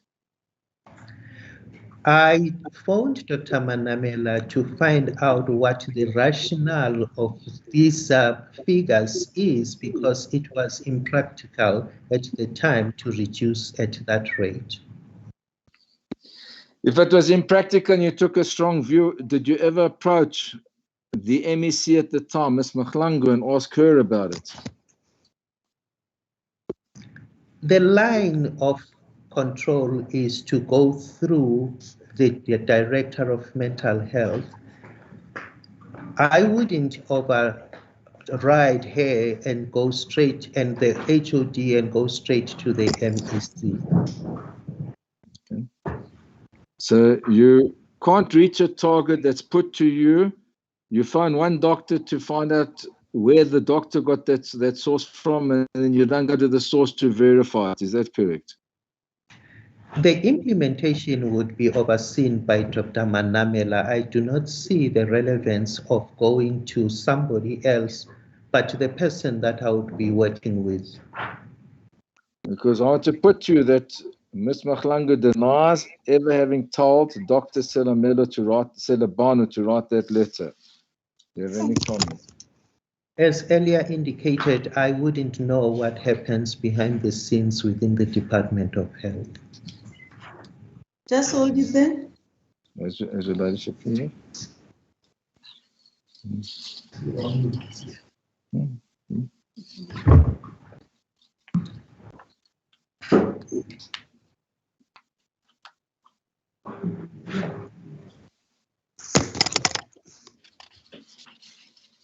Because I have a subsequent letter that was written by Dr. Selabano to you on the 4th of May, 2016. I'm going to read it to you for your comment, and we'll upload it if necessary. 4th of May 2016. As your ladyship pleases, and the This copies was will be. written by who? It was written by Dr. Silabano on the 4th of May 2016 Yes, to the I've got witness, that Dr. date. Mukacha. Yes, to Dr. Mukacha. Yes. Continue.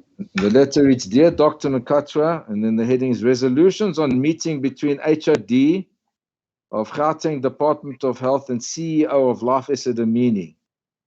Introduction. The two principals, Dr. Silabano of Gauteng Department of Health and Dr. Mukacha of Life Esidimeni, accompanied on the 19th and the 26th of April 2016 to deliberate and seek solutions to the finalization of the termination project by the end of June 2016. Then there's a subheading background. Initially, the contract was entered into and implemented at national level by all interested provinces. Initially, the SLA was signed by NDOH in 1979. Next paragraph. In 1987, the relevant provinces continued to renew contract, which means that the contract was in place for 36 years. The GDOH then entered into an SLA in 2003, contracting beds for chronic mental health care at 3,300 beds, and then reduced to 2,260 beds from 2008 until recently. In 2014, amendments to SLA were made, taking cognizance of the new mental health policy, providing for deinstitutionalization process. The GDOH's mental health strategy targeted reduction of 200 beds on yearly basis by ALI facilities to meet policy provisions. At present, the ALI facilities involved are 5, i.e. Randfontein, Rand West, Waverley, and Baneng. The cost of care, treatment, and rehabilitation for each mental health user is 300. Yes, I can see that somebody wants to speak here, Ms. Kasim. Yes, please. Sorry, my lady, to interrupt my colleague. It would help if we knew where in the record my colleague is reading from. Yes, because in fact, I was just about to ask him whether we have that letter. Thank you, my lady. Yes, thank you very much. Mr. Huades, does everyone have a copy of the letter, including the witness? No, my lady. The witness should have it. It is addressed to him, but I don't know it as being part of the record. But isn't it, we have agreed that if you want to use documents for cross-examination, those documents must be provided to the other side in advance. My lady, that makes the cross-examination ineffective. We said that we'd make a file and upload it. I'm prepared to do it once we've dealt with it. Okay, do we have a hard copy of the letter? I have it here, my lady. Can anyone else assist us to get that? How do we get that? If I can have it scanned and emailed to your ladyship. Judge? Yes? Can I please assist? I don't know exactly how they do it, but there's a function that they can use to you can put the document on the screen for everyone who's in the meeting to see. Yes, that's this is what is in the directive. If that can be done, on that basis, Mr. Huades, if we can just take the tea break. What is the time now? The time is 11:30, my lady. It will be a very yes. Can we return at 11:45 while as your ladyship pleases? The witness must just be reminded that he's still under oath. So we'll take a tea adjournment, and the proceedings will resume at 11:45. By that time, it will be scanned and uploaded, my lady, to facilitate everybody having a copy. Yeah. Okay. Thank you very much. Yes. As please the court, my lady. Thank you.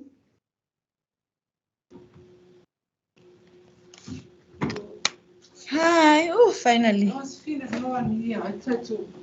You tried to call me?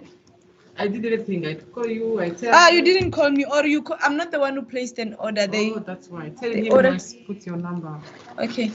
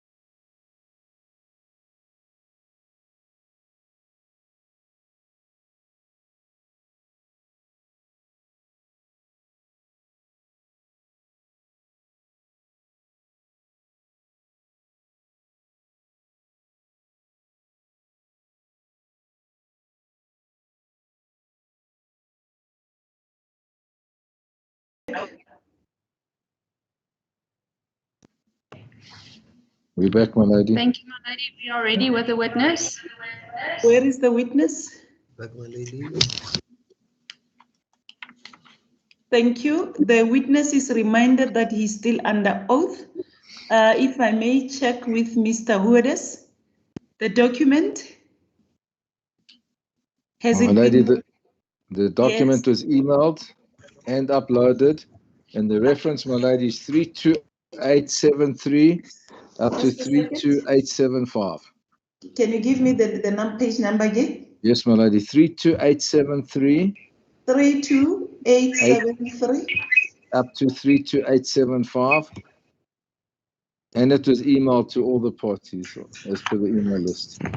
Thank you very much.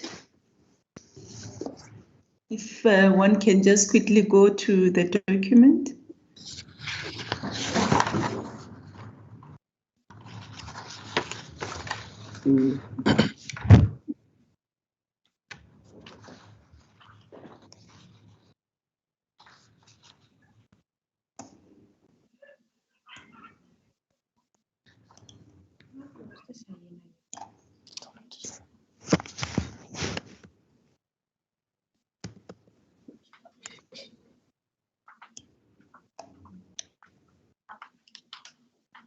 Does the witness have the document?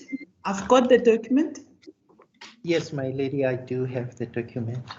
Yes, Mr. Huedes, if you can indicate where you have been reading. My lady, I'd finished reading the first page. Yes. Your ladyship will remember I used introduction and background, and we had done the first paragraph on the second page, which is 32874. Yes. Is it your intention to read the whole letter? Yes, my lady, I'm almost halfway. Okay. All right.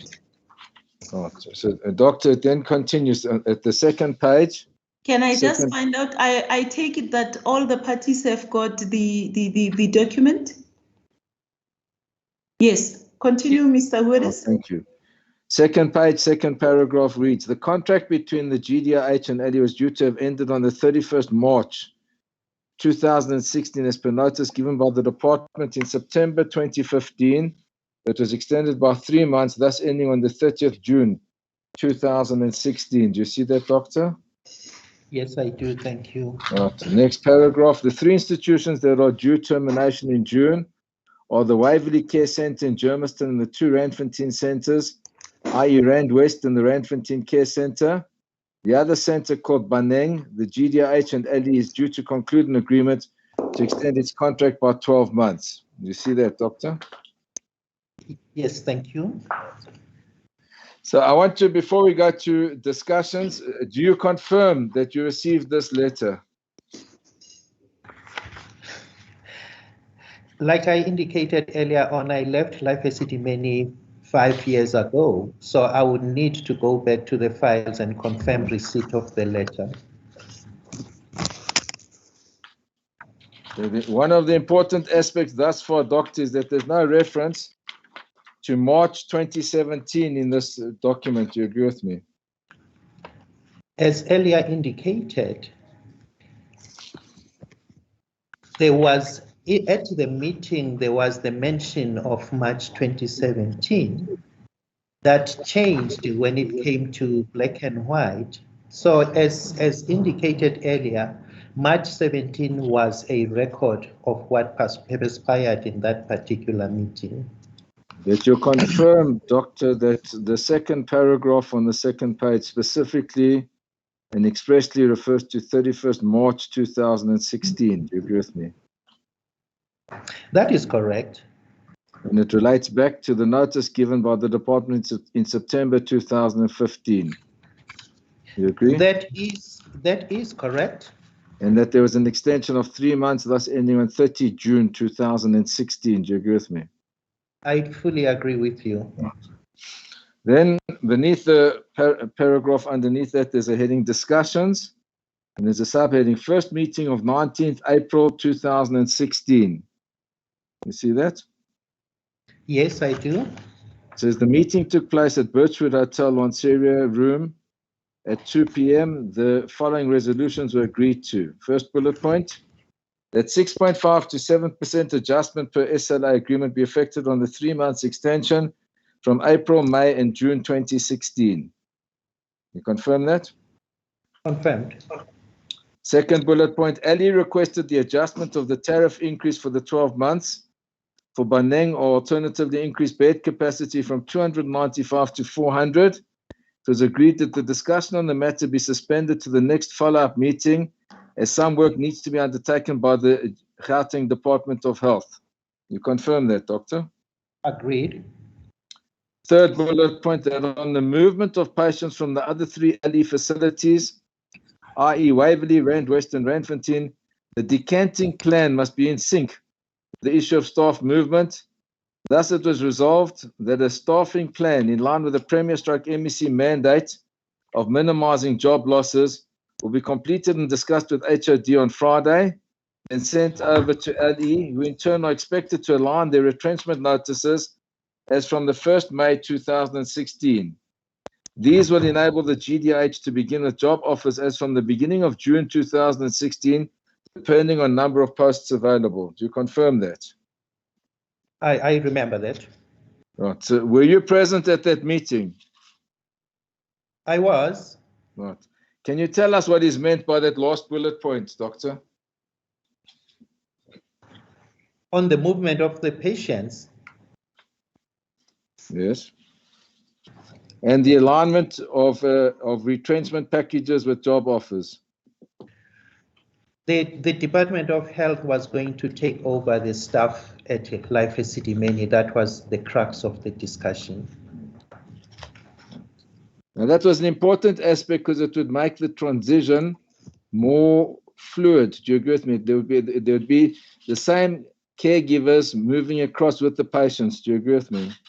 Unfortunately, no, because the caregivers or the Esidimeni employees were not going to follow the patients to the NGOs, but they were absorbed by the facilities that were under the Department of Health.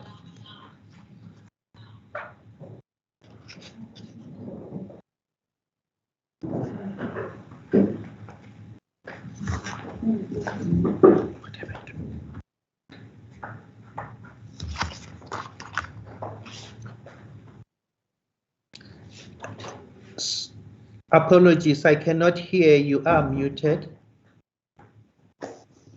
Apologize, I didn't know that happened. I apologize. Yes, I was surprised because it was quiet. Yeah, I didn't touch it, didn't it? Okay, continue. Okay, so there's a heading, second meeting of 26 April 2016. The follow-up meeting took place at GDH Central Office, 22nd floor HOD boardroom in Johannesburg at 1100. The following resolutions were agreed to. Now, may I ask you first, Doctor, were you present at the second meeting as well? I was. Right. It says the GDH, through its human resources plan, will make an offer to the full-time staff of Ali. Whilst Ali is expected to give retrenchment notices, Ali staff will be placed at different GDH facilities according to GDH staff needs. Second bullet point, that the movement or placement of patients to either NGOs or hospitals or discharge to home will commence on the first week of May with supply of 7 days of medicine instead of normal monthly supply. Third bullet point, that the decanting plan will affect both Waverley and the Randfontein complex. Fourth bullet point, that the operationalization of the plan be discussed at operational level between the operational managers. Next bullet point, that the issue of drug supply be discussed with the medical supplies depot to ensure drug availability for patients. Next bullet point, that the HR team will continue to work with the relevant team from Ali, whilst the mental health team will provide Ali with the decanting plan of the 2 facilities covering the end of the project. Final bullet point, that the extension of contract of Baneng is in principle agreed to, but the eventual tariff adjustment for the next 12 months be negotiated between Ali and the mental health unit assisted by the CFO team. Then at the end of this, I hope that the project will be executed successfully with the support of both executives of the Gauteng Department of Health and Life Esidimeni, and then it's signed by Dr. Selabana as head of department, and it's dated 4th of May 2016. So now you remember these 2 meetings. Do you now remember this letter, Doctor? The contents thereof I can relate to, yes. When you say you can relate to, you can relate to the incidents, but not to having received this letter. Am I correct in understanding it that way? I'm saying I would need to go back to the Esidimeni archives to retrieve the hard copy, but the contents thereof I'm quite familiar with. And you'll see there that in the last paragraph, it's expressed that the hope of Dr. Selabana is that the project will be executed successfully with the support of both executives of the Gauteng Department of Health and Life Esidimeni. Do you confirm that? Yes, that was our ideal, both teams. We had hoped that it would be done successfully. That's the point. And do you know of any letter that you wrote in response to this saying that this just isn't possible, it's not going to work? May I just clarify here? The 6th or the whatever the date is of May was at the end of the project. The date, is that the date that is appearing here on the 4th of May?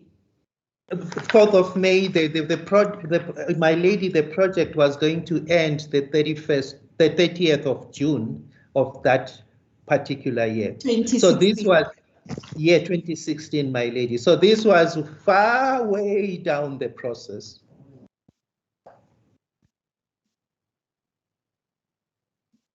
No, I'm in agreement with you, Doctor. It's far way down the process, but it records 2 meetings in April 2016 where there seems to be cooperation between Life Esidimeni, the executives, and the Gauteng Department of Health executives to implement this project. Do you agree with me?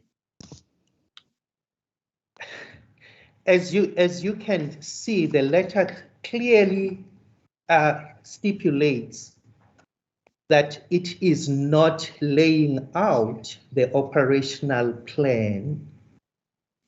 It is therefore a vague statement to say the 2 teams are going to work successfully when there is no concrete plan that is stipulated in the letter. No, it's a type of a letter of intent or what the parties hope to accomplish. Do you agree with me? Absolutely, I agree. Right. Now, if we can go into greater detail, please confirm, and I'm putting it to you, that the MEC, Ms. Mahlang, was not at either of these 2 meetings that are detailed herein on 19 April 2016 and 26 April 2016. Do you agree with me? I have earlier indicated that the MEC was not on operational level. So on the operational level... Just a second. The question is, do you agree that she was not part of the 2 meetings that have been referred to in here? Yes, my lady. I only have said I've sat in a meeting with the MEC in 1 meeting only. These were subsequent meetings, my lady. Okay, thank you very much. Okay. So what I want to put you is that she was given this as feedback of what had been agreed as is detailed in this letter. Do you have any comments? Come again? Just a second. She was given the contents of this letter as feedback of what had been agreed upon at the 2 meetings where she was not present. Oh, she was given a feedback. Yes. Okay. I would assume that would be the case. I don't know how the functions have report to each other or how it works there.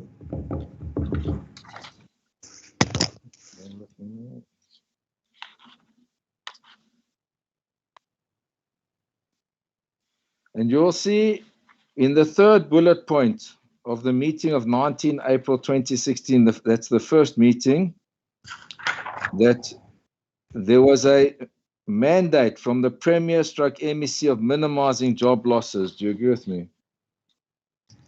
True, I agree. And there was an HR team that looked into matching Esidimeni employees to available vacancies. But the point that I want to make, and you've got more detail of this, is that the Premier's office was also involved in this process. Do you agree with me? As earlier indicated, I'm not an employee of the department. I wouldn't know the details of how the department operates. Now, going back to your statement, at paragraphs 26 and 27, you refer to events on 25 and 27 March 2015. And once again, I need to put it to you, I know you've said that she wasn't involved in the operational aspects, but I want to put you that she wasn't present at those meetings of 25 March and 27 March 2015. Do you have any comment? As earlier indicated, I only met with the MEC once. And I want to put to you in relation to paragraph 25 that it was the government that took a decision to terminate the Life Esidimeni contract. It was not the MEC. Do you have any comment? Same as previously, I wouldn't know at what level the decision was taken, and I cannot comment. You then say at paragraph 28 that on 30 March 2015, the Gauteng Department of Health wrote a letter to Life Esidimeni agreeing to implement the 200-bed reduction by the end of March 2015 and reconsidering the further 20% bed reduction. And my instructions to put you are that Ms. Mahlangu, the MEC, never wrote that letter. Do you have any comment? Of course, you wouldn't write that letter. It's below her level.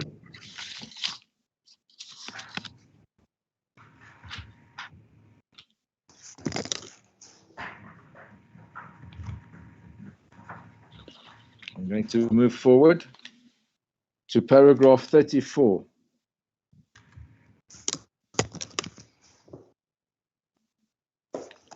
And I know that you have a standard answer, but I need to put it to you in any event. So in relation to paragraph 34, my instructions are that the MEC, Ms. Mahlangu, implemented the cost containment on the instructions of the Premier's Budget Committee. Do you have any comment? Same, I wouldn't know.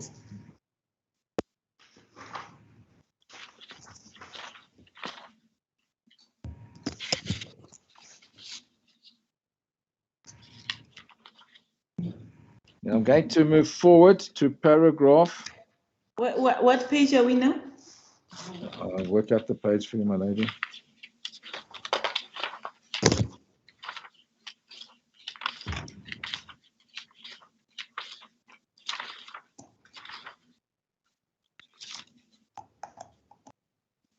It would be 2299, my lady, paragraph 49. On the statement, it's page 13 of the statement. Okay, thanks.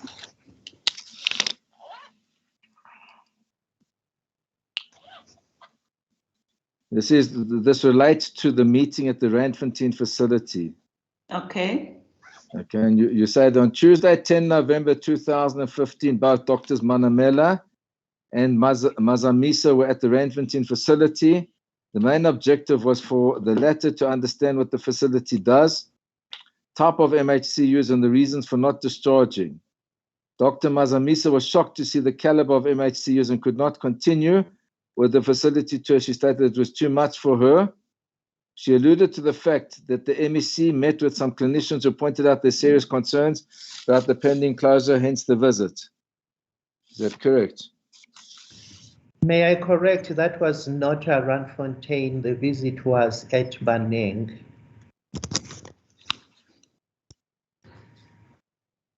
Okay. So you said it wasn't at Randfontein, it was at Maneng. At Baneng, yes. Baneng, I beg your pardon, Baneng, B-I-N-E-N-G. And which Baneng facility was that? There's only one Life Esidimeni Baneng facility. 100%. Thank you. And then on children. Come for again? children. It is for children. Okay. And then in paragraph 50, so on 12 November 2015, a meeting with Dr. Talatala was held to discuss the contract termination. Dr. Talatala advised that SSOP had written a letter to the MEC expressing their concerns. He also mentioned that he serves in SSA, that they also intended writing a letter to the MEC advising against such a decision. Is that correct? That is correct. Did you ever follow up on that letter or what happened on account of that letter? Come again? Did you ever follow up on that letter or what happened in response to that letter? It was immaterial when we were in one meeting and the department clearly indicated that they wouldn't sit at the same table with their employees who were having an opposing view. Now the question is, did you ever establish whether such a letter was sent? And if so, what happened in response to it? Like I indicated, the development of events dictated that there actually was no benefit, or there was no room for any negotiation. So following up on those letters would have not helped me in any inch. Then in paragraph 51, you say on 18 November 2015, Dr. Manamela was reminded to send the letter to the hospital lifting the moratorium on referrals to Life Esidimeni. What did you mean by that? That's correct. There was they instructed the Gauteng hospitals that they were not supposed to refer mental health care users to Esidimeni facilities. And in paragraph 52, you say on 28 November 2015 at Waverley, a MHCU's family meeting was held to discuss the contract termination. The family members wanted a meeting with the MEC. The MEC attended one meeting and did not address the concerns raised. She reassured the families that the department has done substantive work in ensuring that no MHCU will be compromised in the process. Were you present at that meeting? I was not present. This was the feedback I received from the hospital manager of the facility. Who is that hospital manager? Because you don't identify that person. Mr. Paul Mukwena. Mr. Paul Mukwena. My lady. Thank you. Because my instructions are that at that meeting, Ms. Mahlangu gave her the details of her personal cellular phone number to the family of the patients. Do you have any comments? I cannot attest to that. Only Mr. Mukwena can. What she says that on account of that, they established a committee with families and officials to look after the patients. Do you have any comments? I'm not aware of such a committee. And Mr. Mukwena never told you about it either? No, he didn't tell me about any committee that was established by in collaboration with the department. Then in paragraph 53, you deal with a meeting on 29 November 2015 at Randfontein. Were you present at that meeting? Yes, I was present at this meeting. Okay. And as you know, and you've recorded there, Ms. Mahlangu was not present at that meeting. Do you agree with me? Yes, she was represented by her team.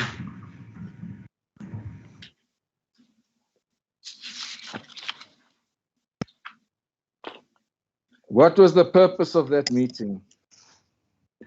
It was a meeting to actually for the Department of Health to explain the whole process.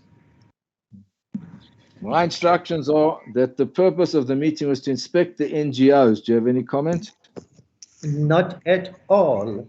What happened is the issues that were raised by the family members, they wanted to actually inspect the NGOs and see where their loved ones were going to go. But that was not the purpose of the meeting. Sorry. Bless you. Thank you. Yes. Now, in paragraph 54, there's on 30 November 2015, a meeting with family representatives, the South African Depression and Anxiety Group, SADC, South African Mental Health Federation, SAMHF, South African Society of Psychiatrists, SASOP, and GDH officials were convened. Just a second. Dr. Labeti I'm sorry undertook. to interrupt you. I see, somebody lost the connection. Now I see the messages, they keep on coming. Irene, did you see that message? Hello, Judge.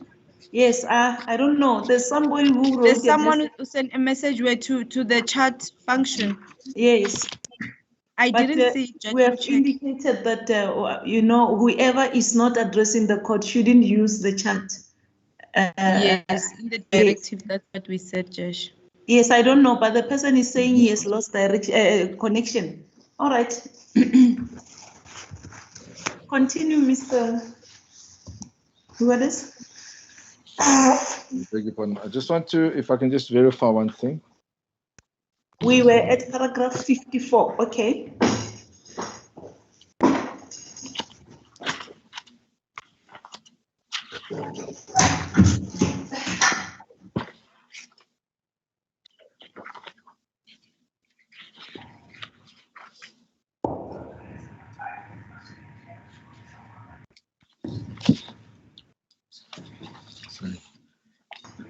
In relation to paragraph 54, it was put to you by Ms. Foster, and the reference will be at page 252 of the transcript, that there was this collusion between Life Esidimeni and SADC. Do you have any comment?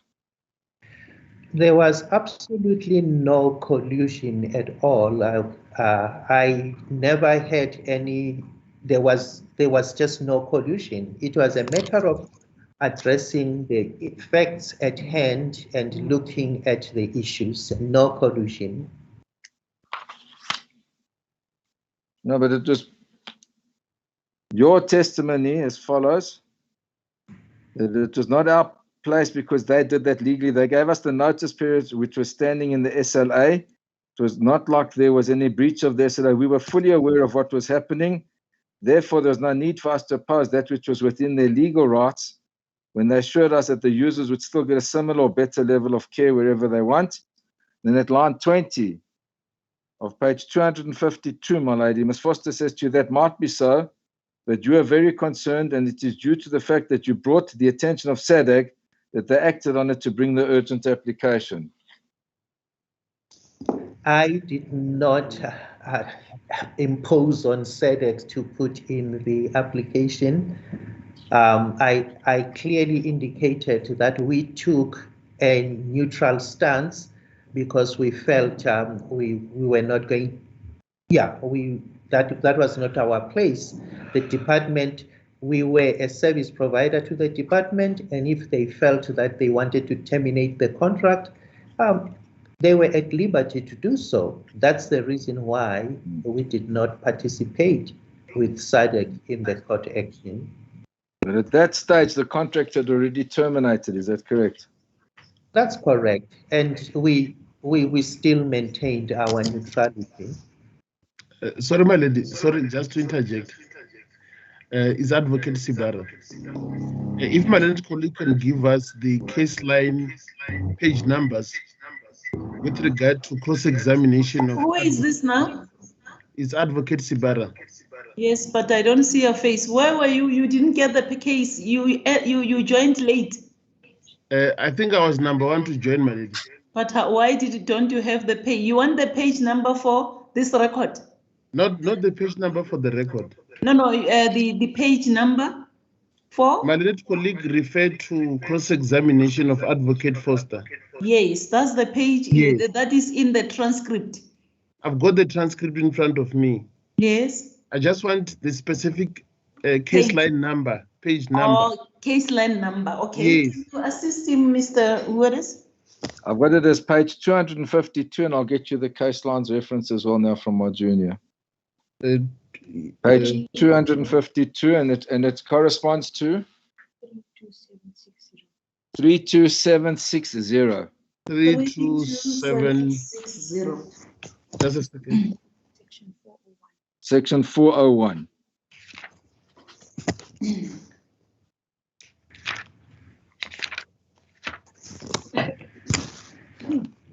I've got the page, Mary. Thanks a lot. Thank you. Thank you also for assisting us. No problem, my lady.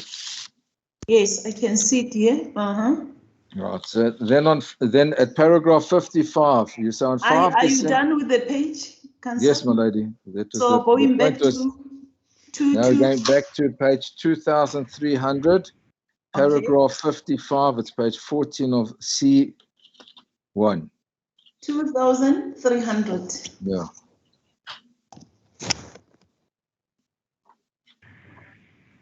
At paragraph 55, you say on 5 December 2015 at the Benang meeting with the families of the MHCUs, the families demanded the MEC meet with them.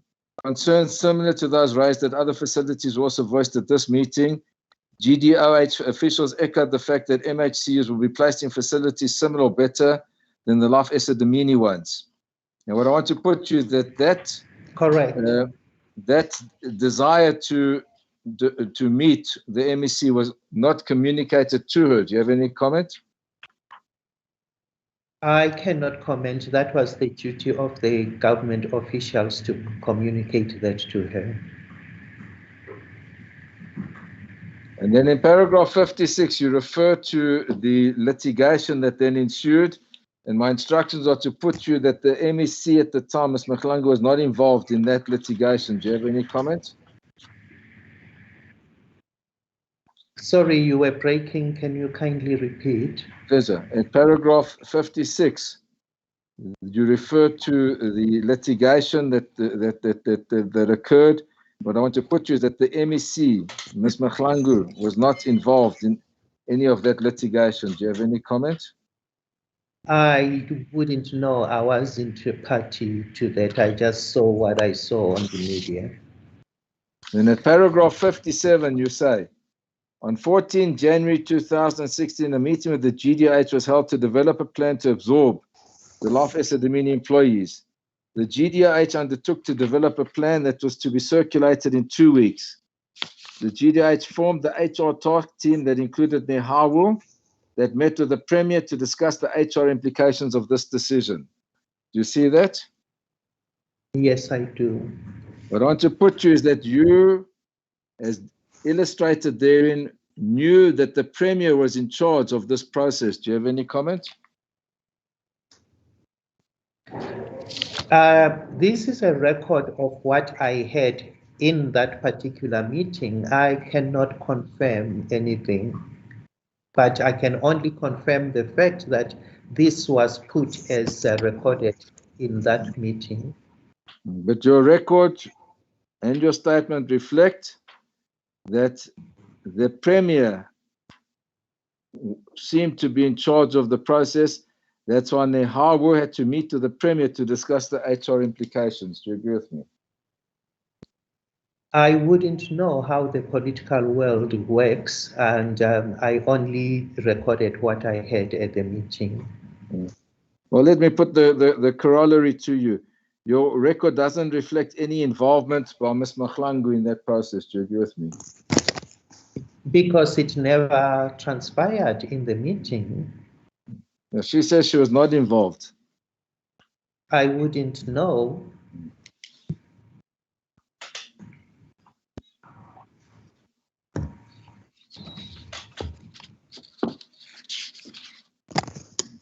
I want to put to you, to deal with your paragraphs 58 to 61, that at the time there were 122 NGOs who were assisting the MHCUs and had done so for more than 10 years. It wasn't the first time that working with NGOs came to the fore. Do you have any comments? Just a second, which paragraph now? It's from paragraphs 58 to 61, my lady. Okay, thank you. Continue with the question. That there were 122 NGOs that were assisting the MHCUs and had done so for more than 10 years. So it was not the first time that you're dealing with NGOs in this regard. The quantum you are putting, I'm not aware of. We dealt with a few NGOs, not to that level of NGOs. Okay, well, the NGOs that you worked with at that stage appeared to be doing their work diligently, and there were no concerns expressed or ever expressed over the previous 10 years about those NGOs that you dealt with. Would you agree with me? No, there were concerns, and those were raised with the department because there was a time when the department forced Esidimeni to take children to an NGO, and of those children, they were brought back to life Esidimeni facilities, and we warned and cautioned against that incident because in that incident, some children lost their lives. That prior to that, Life Esidimeni had been instrumental in and played a role in the referral of MHCUs to NGOs. Do you agree with me?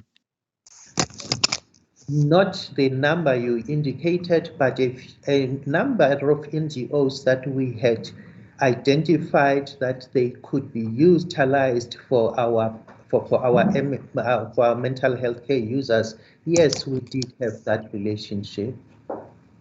Now, I never mentioned a number, so I'll rephrase the question and say that it's a matter of record that for 10 years prior to this incident, Life Esidimeni had played an integral role in the referral of MHCUs to NGOs. Do you agree with me?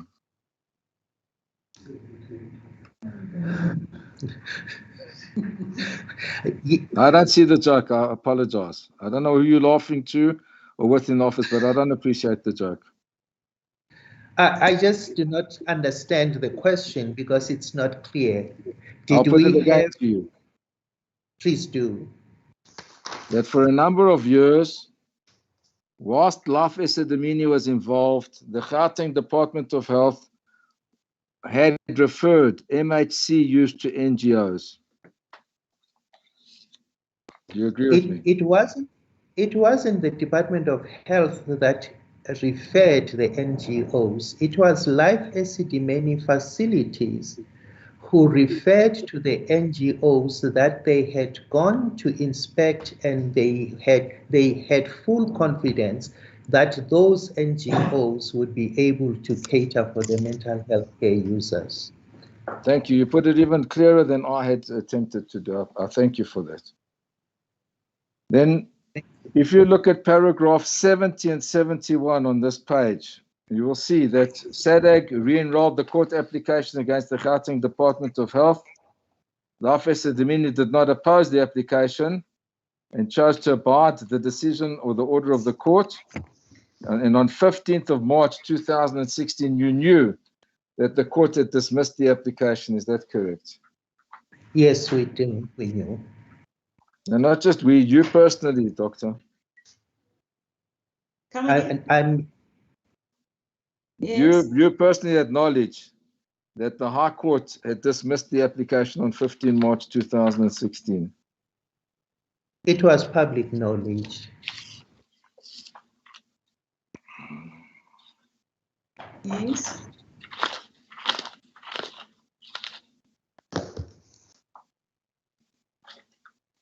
If you would then turn to page 22 of your statement, paragraph 80.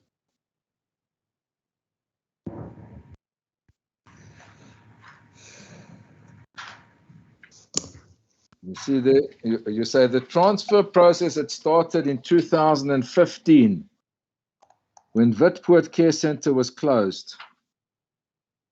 Now, Witpoort had been a Life Esidimeni facility that was converted to a rehabilitation center. Is that correct?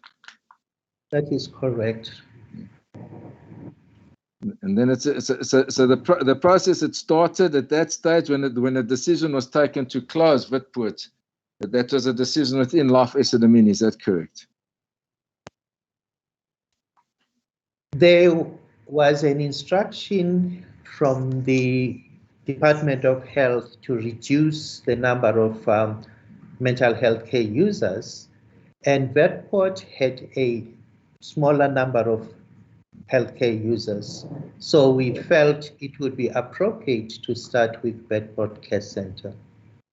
Put differently, by virtue of the numbers and the intended reduction of numbers, it was not commercially viable to keep Vetport treating MHCUs. Do you agree with me? I wouldn't put it the way you put it, because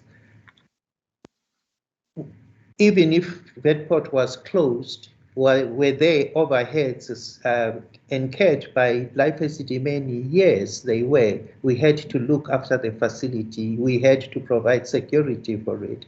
So it was not based solely on the fact that, and it wouldn't make sense in an environment that we live in to make our nurses were specialized. So we had to make sure that we didn't have a larger pool of those. So proper utilization of resources was key to closing Vetport. So what other factors drove Life Esidimeni to close the Vetport Care Center?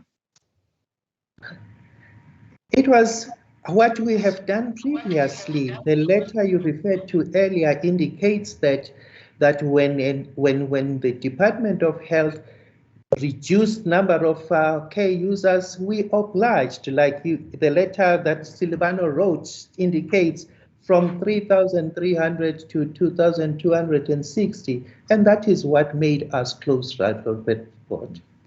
I want to put to you that by changing Vetport to a rehabilitation treatment center, it fell under a different budget. It was taken over by the social development budget and department. Do you have any comment? Life Esidimeni was always willing to assist the government in any endeavors. At that point in time, the social development department had a need for rehab centers, and there were buildings standing empty, and absolutely, when we were approached, we agreed to utilize it for rehab. So the utilization of the empty buildings and the movement across to social development was a commercial decision. Do you agree with me? It cannot be justified to leave buildings empty and unutilized when you could change the nature of the facility and utilize it and make it commercially viable. Do you agree with me? We had made an offer to the Department of Health to take over the Esidimeni facilities, to buy them from us, and that offer was not entertained. So if there was a need for utilization, why would I hold empty buildings and not make them available to assist the community? No, but at that stage, the Department of Health was beyond budget. It didn't have facilities and couldn't afford to support the Vetport Care Center for MHCUs, and that's why a decision was taken to make it financially viable and cater to social development. I think we would need a separate session for me to be able to explain this to you, because your reason is not valid. And your reason was the empty buildings, but it wasn't commercially viable. You just decided to change the nature and utilize it with another government-sponsored contract. My lady, I'm going to object. Yes, Ms. Marriott. Pertaining to relevance. Mr. Marriott? The fact that the building has been reallocated to another service provider, I don't see the relevance for these questions. Or the line of the question. Mr. Wallace, what is the relevance? Well, that is directly relevant, and it's reflected in his paragraph 80, that he never gave the reason why it was closed. So all he says in paragraph 80 is the transfer process started in 2005 when Vetport Care Center was closed, not giving a basis as to why it was closed. And it's quite clear that it was the commercial rationale that guided the business law of Esidimeni to do so. There But can be no doubt about it. how does this go? How does this go with the issue of determining position? My lady, it goes directly to it because it shows that the facility wasn't closed because Gauteng Department of Health was cutting down on MHCUs. They changed the nature of the facility, law of Esidimeni, for a commercial rationale, not on account of what was happening. And they still got another government contract which is directly relevant, but it was a different budget and a different department. In my view, this is not relevant. The question is not allowed. Continue. That's what ladyship chooses. Now, you say further in paragraph 80, the progress slowed down in light of someone's machine is on, so there's an echo. Please, can you please bear with us?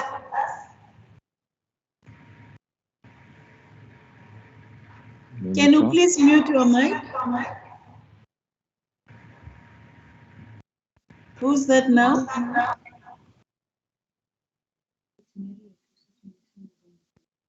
I think it's Miss Marriott's microphone is still on, so it's echoing. Miss Marriott, can you check your devices there? Yeah, it stopped. I think it has stopped now. Thank Can you, we can proceed? Thank you. Video recording is off. Yes, but there's something, I think you have got an echo. If you can just also look into that. Can you please check whether it is yours or that of the witness? Because the sound was continuing. Yes, the sound is still there in the background. Judge, I think it's because I think they are logged in on two devices in one room.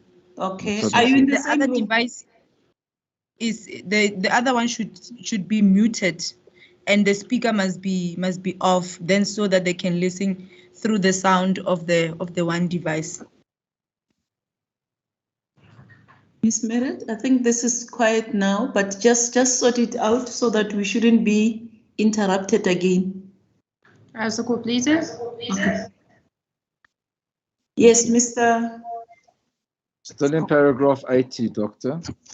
Paragraph 80. We were still there, yes. We'll move on from the point. You say the progress slowed down in light of the High Court application until approximately the middle of April 2016. Then you say the process increased significantly in May 2016. And you say as follows: it appeared that the officials from the GDRH were given strict targets to meet, and they met with the MEC on a weekly basis to give her an update on the progress. From who did you get this appearance? What knowledge did you have of this?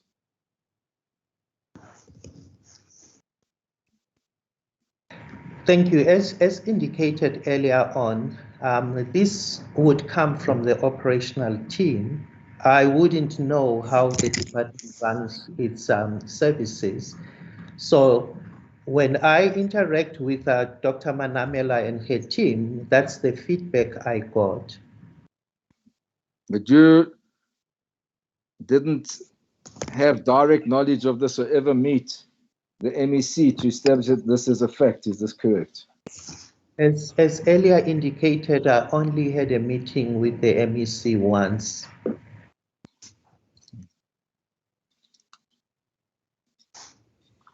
Thank you. Thank you.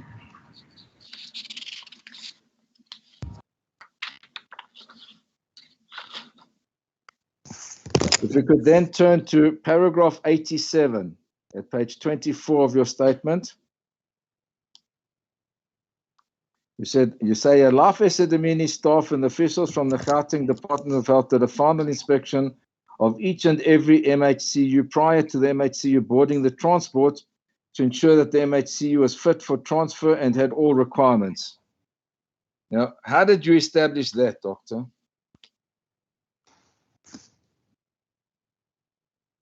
Now you're muted, we can't hear you. Apologies about that.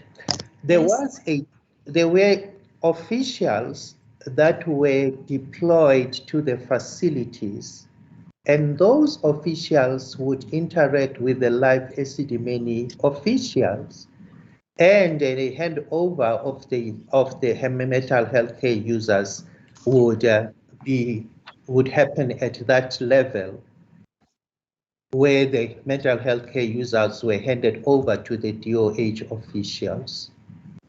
But you personally were not present to witness this, is that correct? I sporadically went on the days that when my diary agreed, and I would just to oversee and make sure that the process happens. Your sporadic visits can't account for each and every MHCU. Do you agree with me? Truly, I have responsible officials, just like the MEC has officials under her. Because I want to put to you that there are numerous statements that we have, and I'll give you by way of example, A13, Rochelle Catherine Gordon, and Maureen Mabema from Westcop is in A17, who dispute that there was a proper handover and that people arrived in good condition and with good clothing and with all their identity documents, etc. And there's several. I can give you the list. Yes, who and who? Gordon? As your ladyship pleases. A13, my lady. Rachel Catherine Gordon. Yes. A17, Maureen Mabema from West Kopis. Yes. A19, Levi Molefi Mosenochi. A22, Karina Butsi Morali. A24, Neil Veselo. A26, if I can, I'll just give you the numbers, my lady, because there's several. Yes. No, that's fine. A27, A28, A29. And these are people outside of the department and within the department who said that the documents pertaining to the people and their clothing and medication was not received. Do you have any comment? I cannot comment on what happens to, be it medication records, be it clothing, what happens once the mental health care user has been handed over to the officials of the Department of Health. Therefore, once that process has happened, it's totally out of my hands. I cannot comment on that. No, but you weren't involved in the process. You made sporadic visits, so you cannot account for every person. You cannot say as a fact under oath that every person left there with all their clothing and all their medication and all their records because you weren't involved in the process. Is that right, Doctor? I made sure that my managers hand over those mental health care users to clinical people. Because I want to put to you that even Ms. Mahlangu had to appeal to the public on the radio station 702 with John Robbie to get clothing and shoes for people that left your facilities without the very basics of clothing and shoes, etc. My lady, unfortunately, as I indicated earlier on, I cannot account for any mishandling, misuse, irresponsibility that happens once the mental health care user has been handed over to a Department of Health official. So, Yes. I beg your pardon. I didn't mean to interrupt you, I apologize. Let him finish his evidence. No, I was just saying I would like to applaud the MEC for reaching out and making sure that the mental health care users were looked after. Doesn't help to applaud and thank her for doing it. It shouldn't have been necessary. If they were properly cared for and a proper transfer took place, there'd be no need for her to appeal to the public to provide basic clothing and shoes for the patients leaving. With all due respect, if the mental health care users were taken by live Esidimeni transport from the facility to the appropriate NGO, absolutely you could hold me accountable. At this point, I will not take up any unnecessary blame which falls in the hands of the DOH officials. Or did you have release forms saying that they left with clothing, with full supplies and everything, so that you could come to this inquest and say, I can assure you, Mr. X left with the following in the following vehicle? Even better, the Gauteng Department of Health devised an Excel sheet, which was a handover register. And where's that? Ask the officials. So you have no record of them leaving with everything intact and leaving your facility, whether it was to the Department of Health or to an NGO or anybody else. Is that correct? May I just explain? Yes, explain. I am a teacher by profession. When you have a register, you tick as well. When a child is in class, there was a checklist to say, are you receiving that, and that? And a clinician would not accept a user without all the necessary documentation and relevant material. Thank you. And the teacher would keep a record of that. Is that correct? So you'd be able to say afterwards. Of course, I do have a copy of the. There should be copies of the registers in the Esidimeni archives. Well, I want to put you that that's never been received, and we have numerous complaints. In particular, A31. Ms. Freedom Apiri Sanelo, a social worker, says that Life Esidimeni was to notify the family as to where their families were going, and there was no such notification received. Do you have any comment? With all due respect, that is why we wanted this process to happen in a proper methodical fashion. And due to the fact that even the officials that were on site to receive the NGOs did not even know where they were taking those NGOs to, how would then Life Esidimeni know where those mental health care users were taken to? So all you were happy to do is to sign off to GDOH, and that was it. What else was I expected to do, given the short period of time? I did offer to the Department of Health a plan to discharge, to say, let's discharge them in a reasonable way. Secondly, we offered for the department to actually bring those NGOs to us so that they see and understand the Esidimeni environment. Thirdly, we offered to accompany the officials when they went out to go and do inspection and accreditation of the facilities, and none of those was taken up. So what else was I supposed to do when I was reminded time and time again that the mental health care users were not belonging to as Life Esidimeni? Life Esidimeni is a custodian of mental health care users for the department. But I want to put to you, as you've conceded, you weren't involved in the process. You left it to your managers. Is that correct? I wouldn't be everywhere. I'm not God. I'm not omnipresent, unfortunately. I'll take that as an affirmative answer, sir.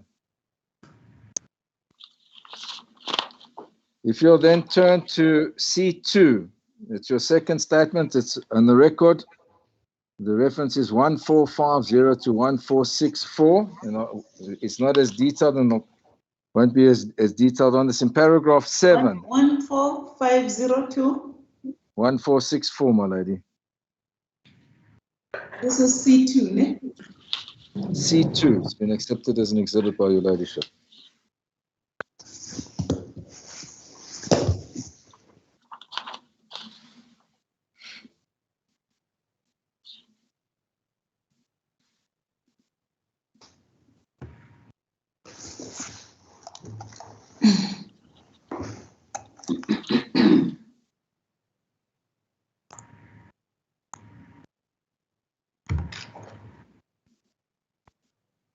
Do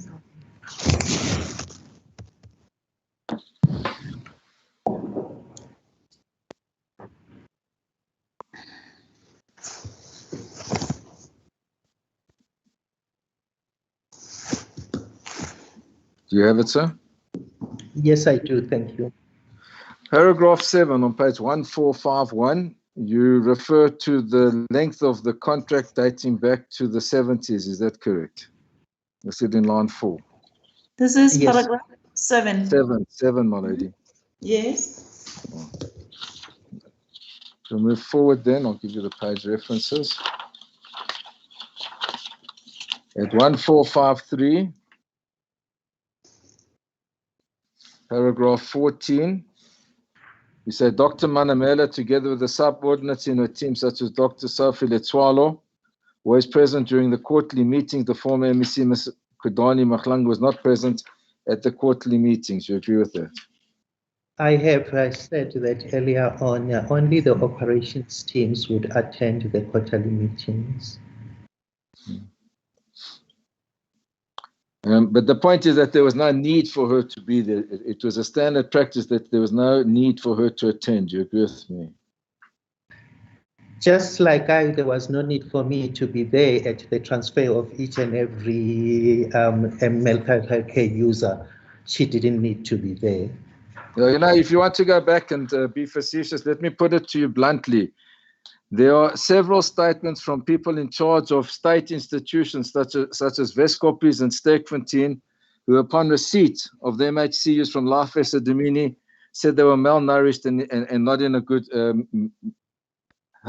state of health. Do you have any comments? Come again, saying that? I said if the witness wants to be facetious and refer to him not being available when the people were transferred, there are statements from employees at the government hospitals such as Weskoppies and Sterkfontein who say that when the patients were received there directly from Life Esidimeni, they were not in a good state of health and they were malnourished and not well dressed. Do you have any comment? My lady, I just would like my my learned colleague to understand what time they left the Life Esidimeni facility, what time were they arriving at that facility he's referring to. What happened in between is totally out of my control because those mental health care users were already in the hands of the officials. The transport was their transport was provided by the Department of Health, not by Life Esidimeni. Do you agree with me? I agree. We did not transport mental health care users. You then, on page 1453 at paragraph 15, say, there was a meeting with the GDIH when the former MEC was present and she emphasized the fact that the GDIH did not have the money to support the Life Esidimeni contract. See that?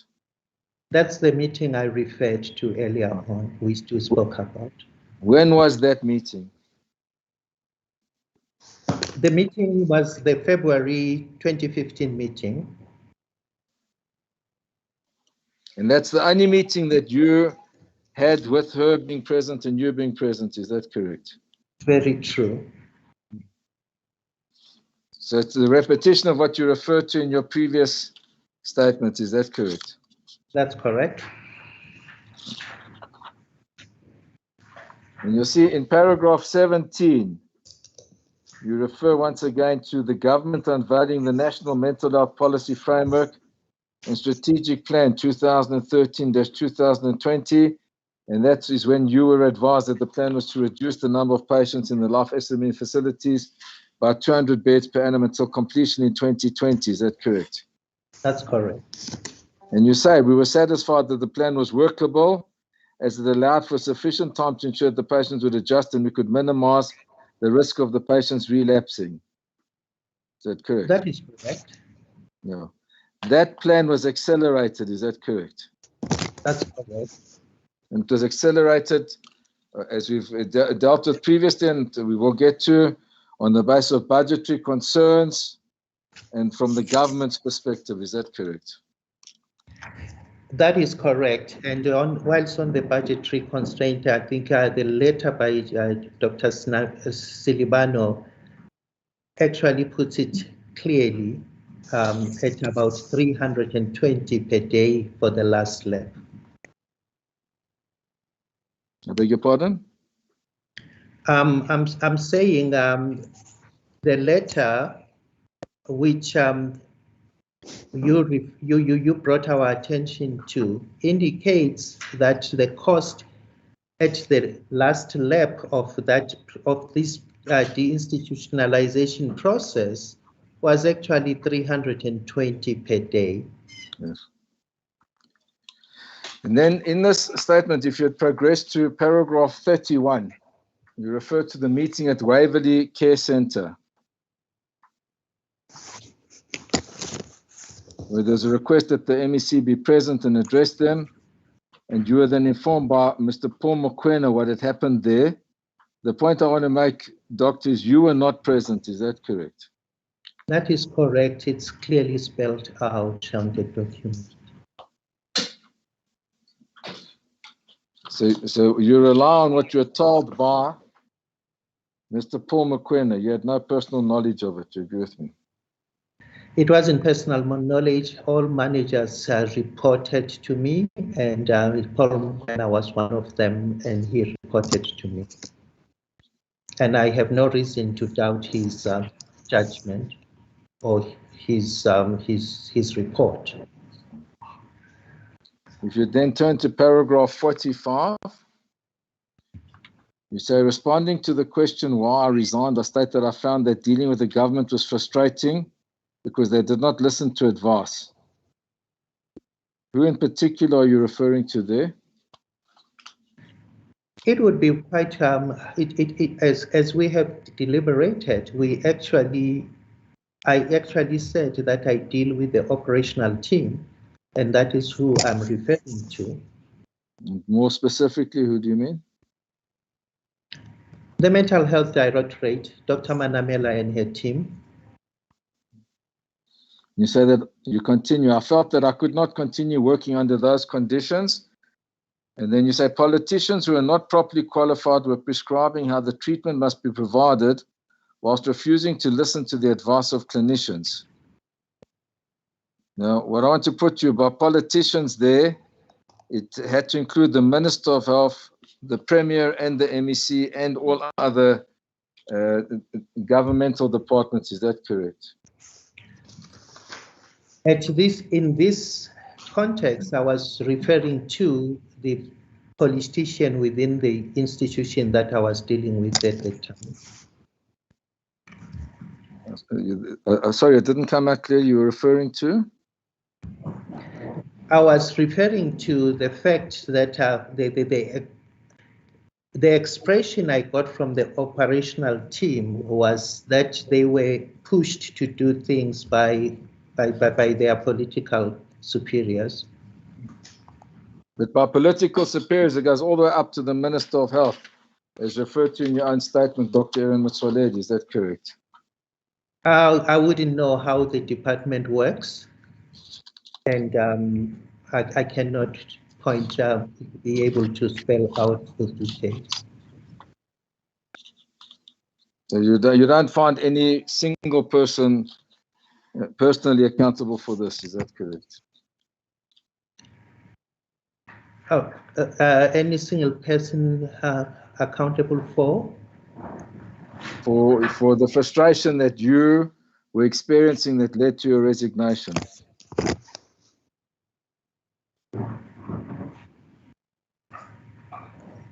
I do not follow the trend of the question.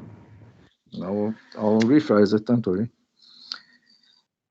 You cannot identify a single political person or politician for being responsible for the frustration that you experienced, which resulted in your resignation. Is that correct? Yeah, that's correct. Thank you.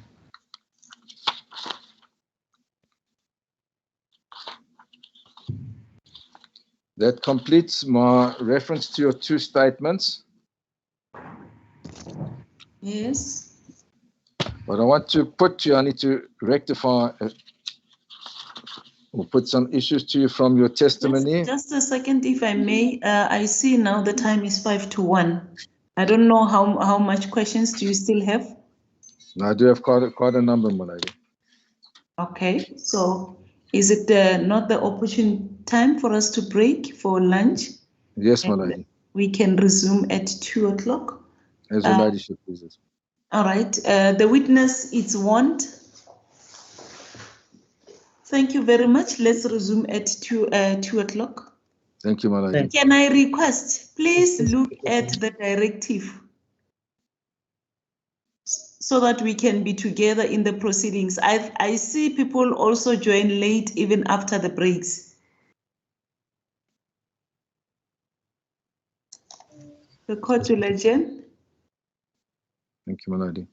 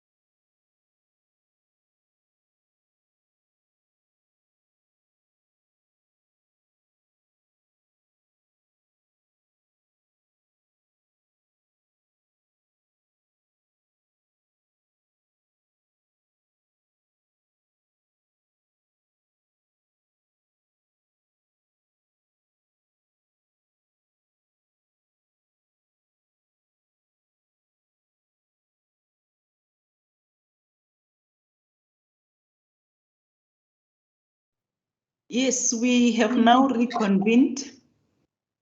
Just checking if everyone is ready now. I can see Mr. Wodes and Miss Marriott and the witness. The witness is reminded that she's still under oath. Mr. Sibara, if you can just, okay, thank you very much. Yes, you may continue, Mr. Wodes. Thank you, my lady. My lady, I don't see the witness. You don't see the witness? No. He's just right in front of me. I'm able to see him. I'll carry on another one. Doctor. But it's better. I want you to be satisfied, isn't it? Can you see him now? I see you and I see myself, but I'm ready to proceed. I don't have a problem, my lady. All right, continue. Doctor, I want to refer you to the transcript, my lady. The reference is it's page 268 of the transcript, and the case lines reference, because I know there's confusion, 268, my lady. And the reference on case lines is 32776. Dr. Mukacha, you remember this is when you're being, there I see him now, thank you. You're being cross-examined by Ms. Foster, and I want to read to you what she said there. I think it's an error, and I don't think it's an intentional error, but just let's get clarity on it. At page 32776, you'll see from line 14, she says as follows. The last thing, Dr. Mukacha, my last question as far as your knowledge goes, there was no reason why a patient should have been transferred from Life Esidimeni. With your dealing with the department, there were no problems, no care problems. The only reason supplied to you were costs, which we now know was only a saving of 15 million rands. And secondly, that they wanted to integrate them into the communities, which also testified you did not provide them with family members' contact details. They did not know where these patients came from. You did not know where the NGOs was. But it was close to the community. Is that correct in summary? And you answer on the following page, which would be 32777 or 269. I would have liked to say that. Okay, continue. 32777, my lady. Yes, I'm there. Page 269. I would have liked to say that, for instance, NGOs such as Takalani, we know where they are situated. The familiar, it should be NGOs that we dealt with. We knew where they were situated. It was the new ones that were being added to the list that you did not have an idea of where they were. But the point I want to go back to, Doctor, is on page 32776. It's inaccurate to say that there was only a saving of 15 million rand. Would you agree with me?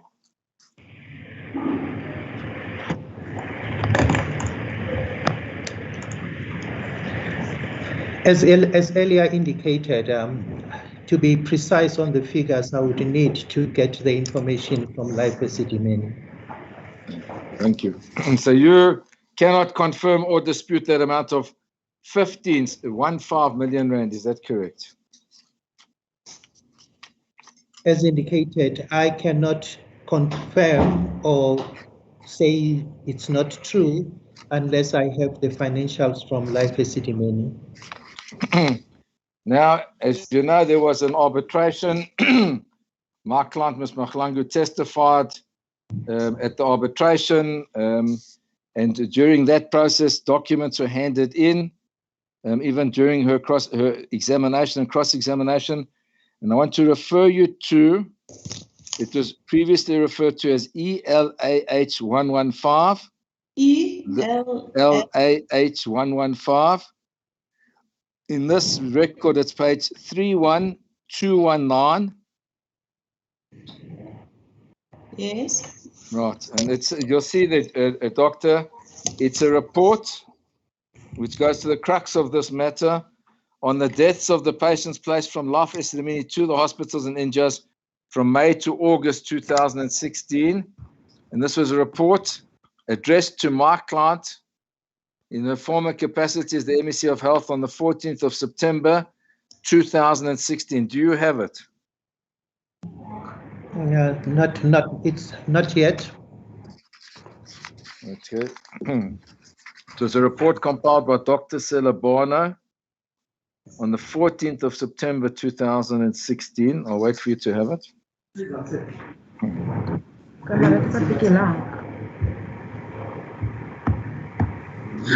Sorry, my lady. Yes. If we can just get the correct page again on case line. Yes. 31219. Hold on. 31219.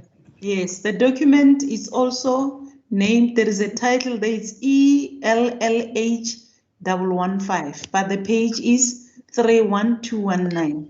Thanks, my lady.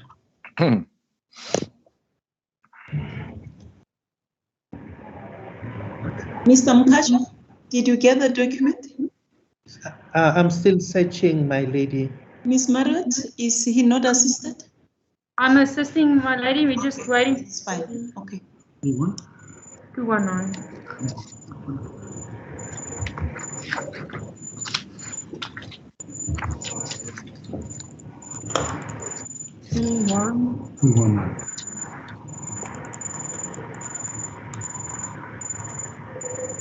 Go in. 3-1.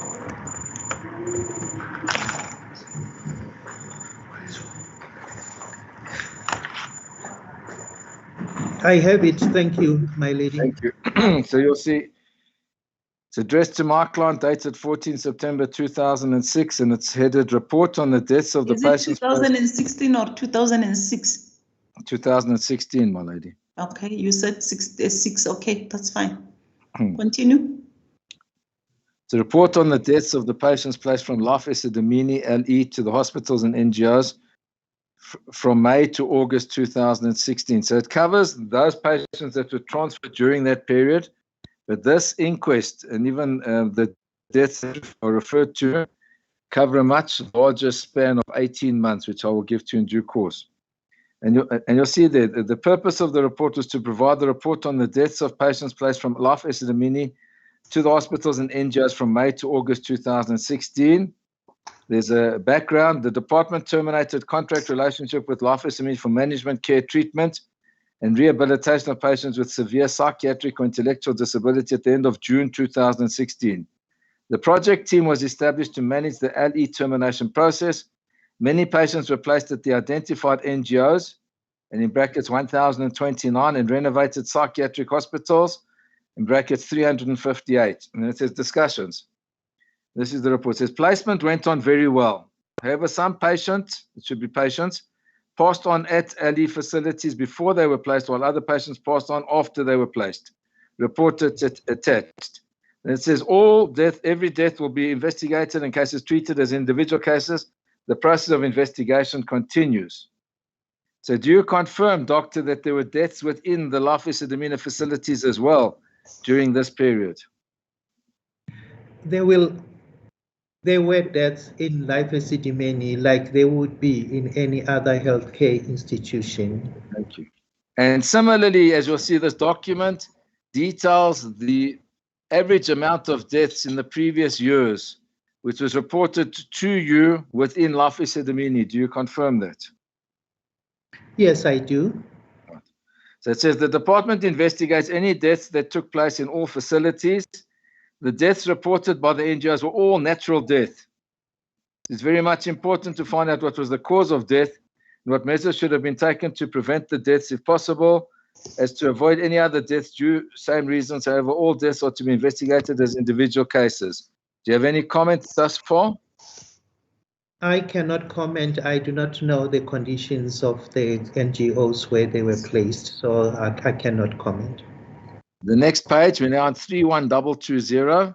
It's important to note that most spiking up of deaths in any given environment are linked to predisposing causes and complications of medical conditions such as diabetes, high blood pressure, heart diseases, cancers, etc.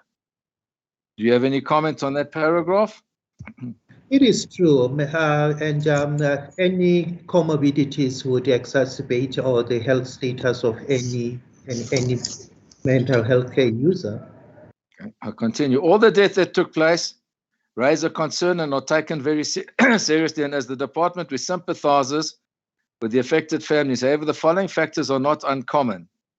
First bullet point, experience in public health as well as in the community is that the spike of death increased during winter months, i.e. May to August in many countries. Any comment? That period marks the flu season, and yes, patients do suffer from pneumonia during the flu season. That is why Esidimeni had their annual flu shots for the mental health care users. Second bullet point, the department places the frail patients last as some patients were vulnerable and susceptible to illness. Any comment? By being frail, it makes that person to be susceptible to illness, true. Third bullet point, most NGOs that admitted most patients who were old and frail coupled with infectious diseases such as HIV and chronic physical illness were most affected. Do you have any comment? I think that has been our argument to say these mental health care users moved to the appropriate facility who will be able to monitor these comorbidities and ensure that early signs are picked up early enough. Next bullet point, we're all aware that sudden death also do occur anywhere in any community and any, I think it's one environment or environment. Do you have any comment? Sudden death would happen. It's yeah. Second last bullet point, every winter time, even when the contract with LE was in force, there was a regular spike in patients' deaths during winter season, that is May to August. The affected patients were mostly physically disabled, elderly and young frail patients. You confirm that? I would have to go back to the records to confirm that one. Last bullet point, it is of critical importance to note that although the department managed to place all the patients without a problem, some of the patients died from the LE before the placement. The statistics below bear reference. Do you have any comment? I would have to refresh my memory on the stats. Okay, then you'll see that there's a table 1, deaths at LE during May to August in the last 5 years. And you'll see that it's divided up into Beneng, Rand West Care Center, Randfontein Care Center, Waverley Care Center, and Witpoort. And I'll give you the sum total. 143 patients died from 2012 to 2017 within Life Esidimeni at those institutions. Do you confirm that? If we supplied the data, it should be correct. But I want to put you, Dr. Life Esidimeni did supply data. There was regular reports. I think it was on a quarterly basis of the deaths that occurred within Life Esidimeni. Do you agree with me? Yeah, we had quarterly reports. That's true. If you turn the page to 31221, you'll see the table 2 is the yearly LE deaths in the last 5 years at that stage. And you'll see from 2012 to 2013, there's a breakdown following a similar pattern, male, female, the different institutions. 84 people died that year. Do you confirm that's what the report says? That's what I see in front of me. 2013 to 2014 was 64 deaths. Confirmed? Yes, I can see that. 2014 to 2015 was 87 deaths. Do you confirm that? Yes, I can see that. And 2015 to 2016, on my copy, there's a punch hole in the way, but it comes to 93. If you just add the males and the females, you'll get to 93 for the year. Do you confirm that? I can see the table. And even in 2016 to 2017, when this project had been implemented, there were 8 deaths within the Life Esidimeni centers. Do you agree with that? I agree. So if you were to extrapolate the figures, you'd see it comes to in the vicinity of 80 to 90 deaths per annum. Would you agree with that? Taking 84, 64, 87, and 93 for annual returns for those 4 years. Yeah, you can average it out. Right, there's then another list. But here we're dealing with 141 deaths that occurred over 18 months.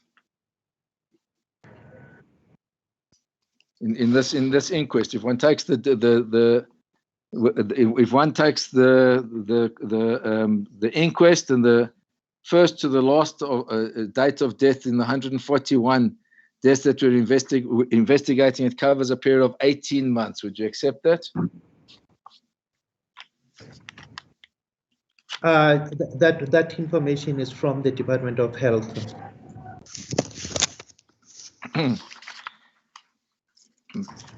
But what I want to put to you, Doctor, is that one, particularly if regard is had to this report where the people died of natural causes, as per this report, there is no basis to attribute criminal liability to the MEC. Or I'll put it differently, because that's a conclusion of the court and I don't want to have any objections, but you yourself cannot attribute any particular death that's the subject matter of this inquest to the conduct of Ms. Kwadani Dorothy Mahlangu. Do you agree with me? Death is a natural cause for everyone, and in every facility there will be deaths, and it depends on the conditions that might have contributed. I cannot say that people would not die if they were at Esidimeni. Now, I want to move forward because Ms. Mahlangu's warning statement deals mainly with questions that were asked of her, which you, to the extent that you may have been involved, have covered. But I'd like to refer you to a report. Sorry, my lady, might I please interrupt? I'm very sorry for the interruption.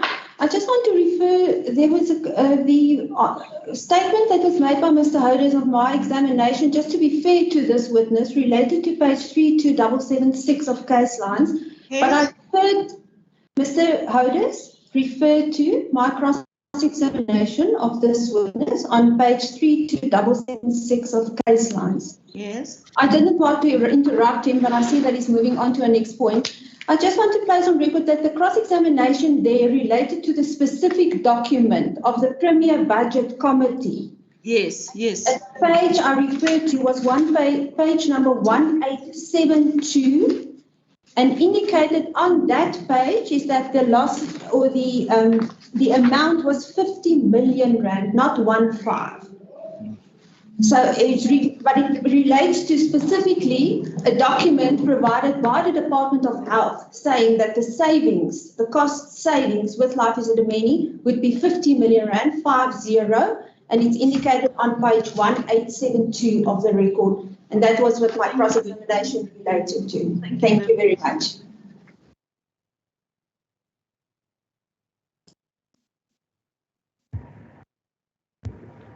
Lady, whether it's 15 or 50 million rand, the witness made it clear that he cannot give a figure. It was put to him and he's answered the question. So I'm going to move on from there. I said out of fairness. The court, while one would note it when one reads the record in any event, but it assists the court to put proper facts, correct facts to the witness. Yes, my lady. Thank you. Thank you. We may proceed. I'm going to ask you, please, Doctor, to turn to another report. You will find it on the, and I'll ask somebody to assist you, please, at page 31567. I'll repeat, 31567. It's a 22-page report dated the 5th of August 2016. It's unsigned, but it formed the basis of a summary that was attached to my client's statement as QDM 9, if anybody else wants that reference. But you'll see that this report is at 31567. Thank you, I've got it. Thank you. I'd like to take you through this for your comment. A lot of the issues we've touched on, so I don't want to repeat, and it's not my intention, it's just that this report flows, as you'll see, and it deals with a lot of the issues we've touched on. So just to introduce it, you'll see it's entitled Final Report on Termination of Contract Relationship between Gauteng Department of Health and Life Esidimeni and Upscaling Community-Based Mental Health Services. As I said to you, it's a 22-page report. This report was compiled by Dr. MJ Manamela and it's dated 5 August 2016. in her capacity as the Director of Mental Health Services. The document features as QDM 9 to my client's statement, where it's signed on the same date by the same person, and it has annexed to it, and I hope not to have to go through all of them, 20 annexes or 21 annexes, but we'll try to keep it to the content of the statement and only where necessary go outside of the document. So by means of introduction, the document says, during end of September 2015, the Department of Health gave Life Esidimeni notice for termination of contract on the 31 March 2016, and later extends the termination contract period to 30 June 2016. Do you have any comment on that day, on the dates detailed therein? The details are correct. Thank you. If you then look at paragraph 2, it summarizes, and please feel free to correct me or read it for yourself, that this was an SLA contract signed as far back as 1979 that had been enforced for almost 36 years. And then in the fourth last line, it says the bed capacity in 2003 was 3,300 and then reduced to 2,260 in 2008, which remained the same for the last 6 years. Thereafter, the only areas requiring amendments to the 2008 SLA were approved. In 2014, these beds were distributed within the 5 alley hospitals as below, and there's a chart of where the different patients were kept. Do you agree with me? I agree. Any comments so far, Doctor? No, that is true. Perfect. You'll see on page, it's 31568, page 2 of the report. It says, however, before the notice of contract relationship termination, Ali had closed one of its facilities and converted it to substance abuse center, of which Ali entered into contract relationship with the Department of Gauteng Social Development and sent some patients to other facilities. We dealt with this earlier. Do you agree with me? We dealt with it, yes. Thank you. If you turn the page, we're now on 31569. You'll see there, if one does the table, there was capacity for 2,060. But if you do a calculation of the number of patients, you'll come to 2,115. If you add 640 plus 550 plus 550 plus 80 plus 295, do you have any comment? Those numbers are referring to because the contract was sitting at 2,260. 100%. But they have their 2,060, but if you do a calculation, it's 2,115. But the amount that was of patients that were budgeted for was 2,260. Do you agree with me? This is post the 200 from Vetpost. Okay. Now you'll see 2.1 is the scope of agreement, but I'm going to just highlight the last paragraph on that page, which gives you the cost. It says the department paid for these users per day for the care rendered in totality at the end of each month. The total of 320 Rand per day per user, which when calculated monthly equates to the total to approximately 9,920 Rand per user, depending on the last day of the month. It says the tariff was negotiated on yearly basis, and during that time, the services were re-evaluated. New priorities and challenges were considered. Do you agree with that? I agree totally. Right. The next page, 31570, is where you will get the totals that I put to you previously, Doctor. I said that we would come back to this and I would show it to you. So at 2.2, you have the LE budget and expenditure in the last 5 years. As I put to you, and her ladyship has notes of it, you'll see the budget allocation as opposed to the expenditure. For 2011 to 2012, the budget allocation was 194.040 million. The expenditure was 209.869 million. Do you agree? I agree. That's what the table says. What needs to be clear here is these budgets were never given to us, and also the kind of service that was being provided as stipulated in this report was being reviewed on an annual basis. And as you review the services, you also review the tariff. I appreciate you didn't have the budget allocation, but you'll see, as I put to you, that every year the department overspent as opposed to the budgeted amount significantly. So we've done 2011, 2012. We moved to 2012, 2013. The budget allocation was 203.742. So it's 203.742 million. The amount spent at Life Esidimeni was 224 million. Agreed? That's what the table says. Then 2013, 2014, the budget allocation was 213.929 million, and the amount spent was 234.948 million. You agree the table says that? It does. And then you'll see, as I had put to you previously, for 2014, 2015, the budget allocation was 251.695 million, but the actual amount spent was 323.713 million, which is an overspend of approximately 72 million rand. Do you see that in the table? Yes, but you need to read these in terms of the number of healthcare users that were referred for the service at Esidimeni. We cannot blame Life Esidimeni for mismanagement on the part of the department. Now, Doctor, as I understand this report, and I've read it to you, for those 5 years, the amount of beds allocated to the Gauteng Department of Health was constant. It was 2,260.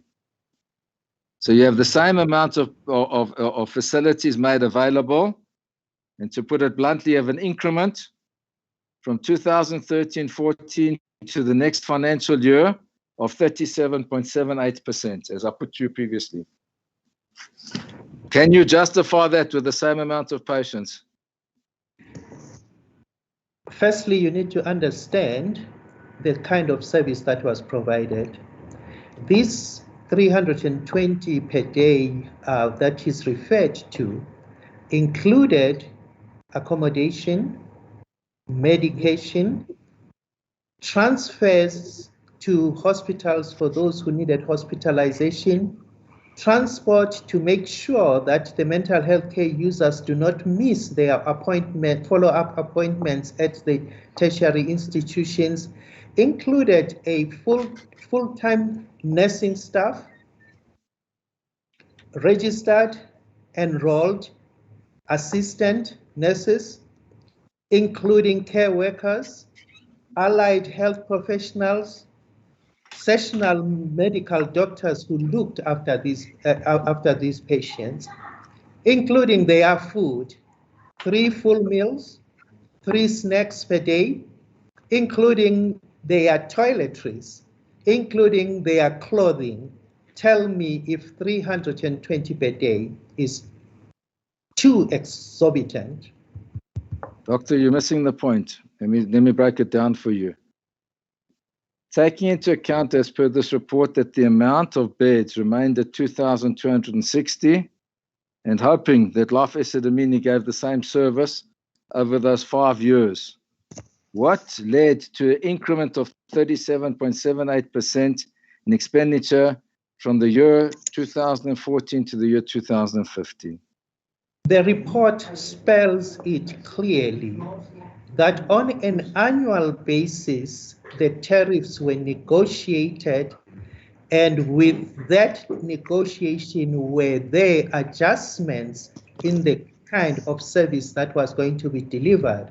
So this was not a unilateral decision, it was a combined decision where both parties agreed that if we are to introduce additional services, then those would definitely come with a cost. So if the Department of Health wanted more than what the current or the current tariff would provide, then there would be an adjustment on the tariff. You were the managing director at the time. Tell us specifically what led to that increase. My lady, with respect, if I may intervene at this point, Yes. and my apologies to my learned colleague. I have endeavored not to intervene unnecessarily. Yes. I honestly fail to see the relevance of the issues that are being put to Dr. Mukacha at this stage.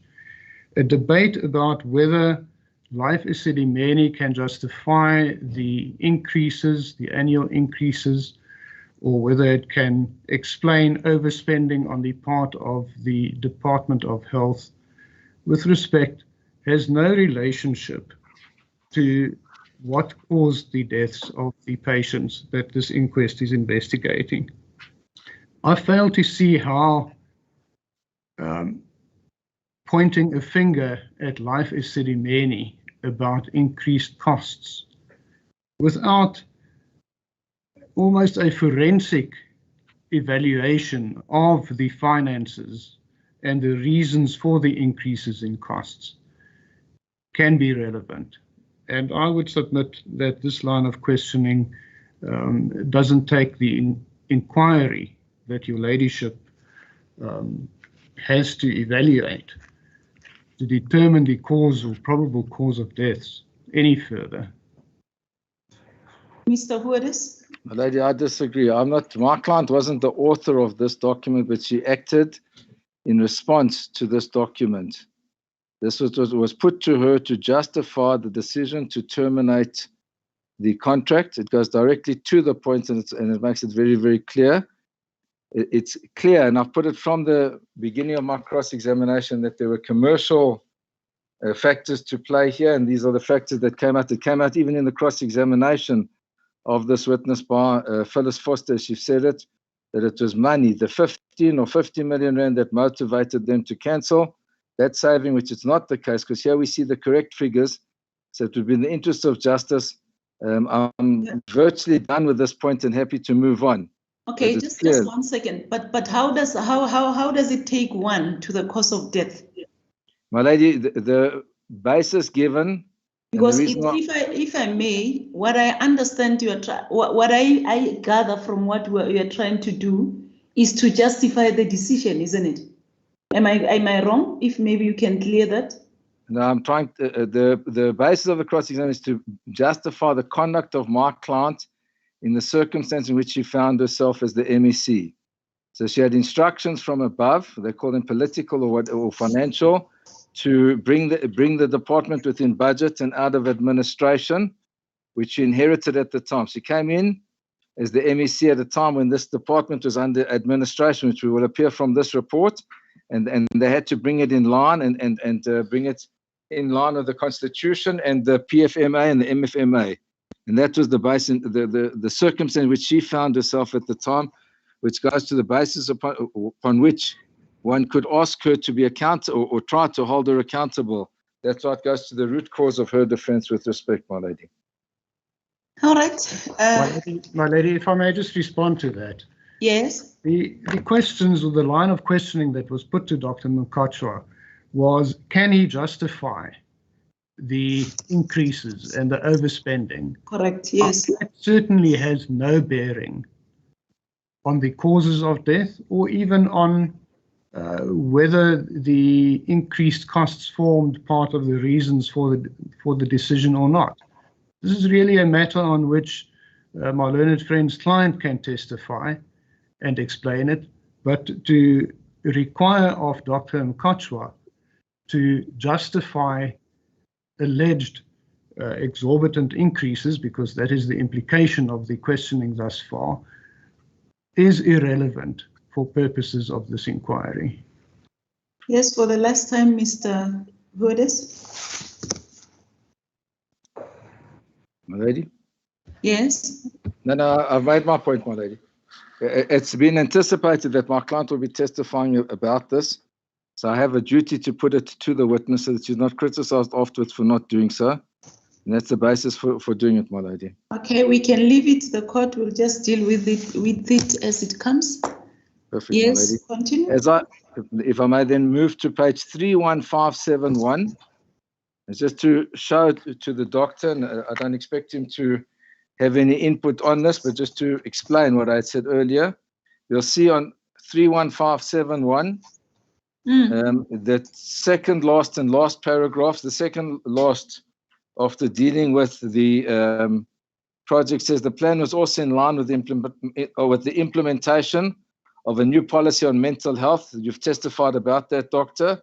But in the next line, it says the department was placed under administration and supported by the province, and as the cost of healthcare increased, leading to more budget constraints, the leadership decided to reduce costs where possible. That was just the basis on which I put previously. So now you see, I don't know if you were aware of it before, Doctor, that the department was under administration, which meant that the MEC, I want to put you, had no authority.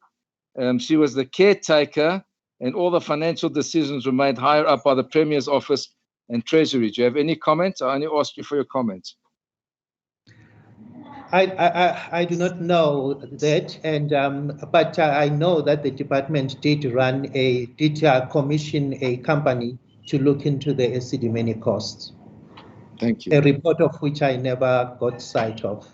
Then just for record purposes, on the next page, 31572, in the fourth line, you'll see that the way we read it, and for your comment as well, the number of beds was kept constant at 2260.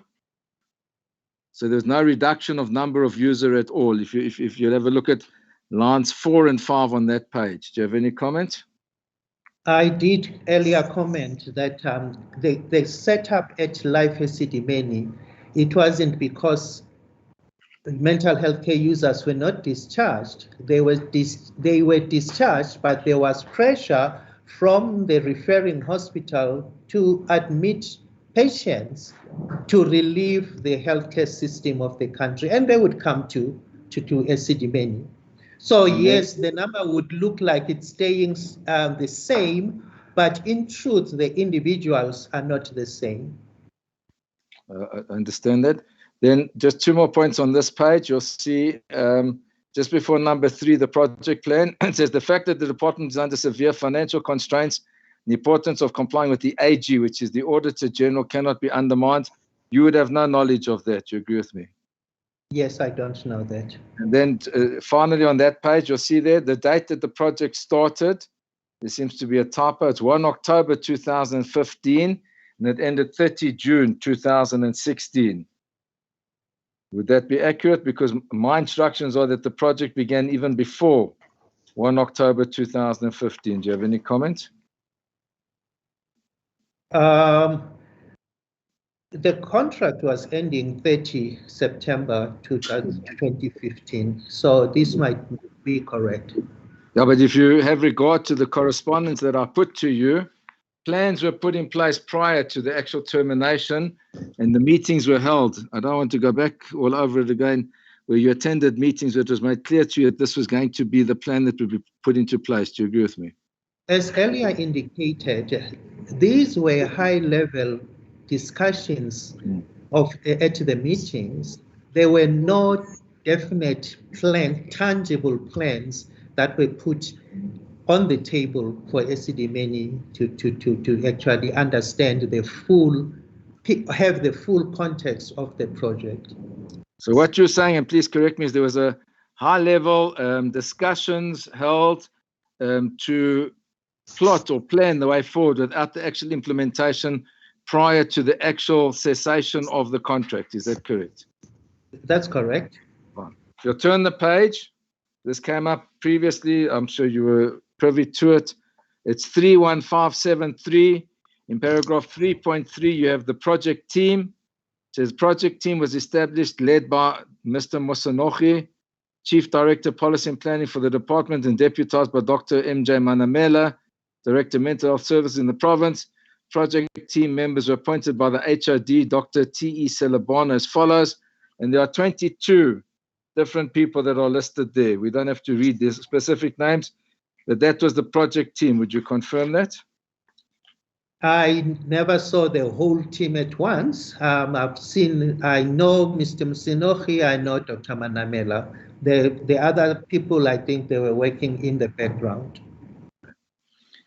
If you then turn to page 3157 forwards page 8 of the report, and this is where the project plan and risks and mitigations thereof. It refers to Annexure 1, then identification of hospitals and NGOs, Annexure 2. Then there's 4.1, identification of hospitals.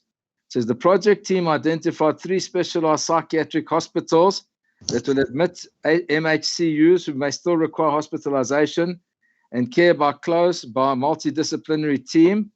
The hospitals were Westkoppies, Sterkfontein, both for adult psychiatric patients, and Cullinan Care and Rehabilitation Center for MHCUs with profound stroke severe intellectual disability.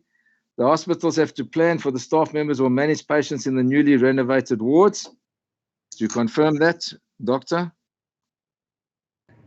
I never got the opportunity to see those newly renovated wards. I knew that they would be taken, the mental health care users would be taken to the hospitals, but I never was invited to see the new wards.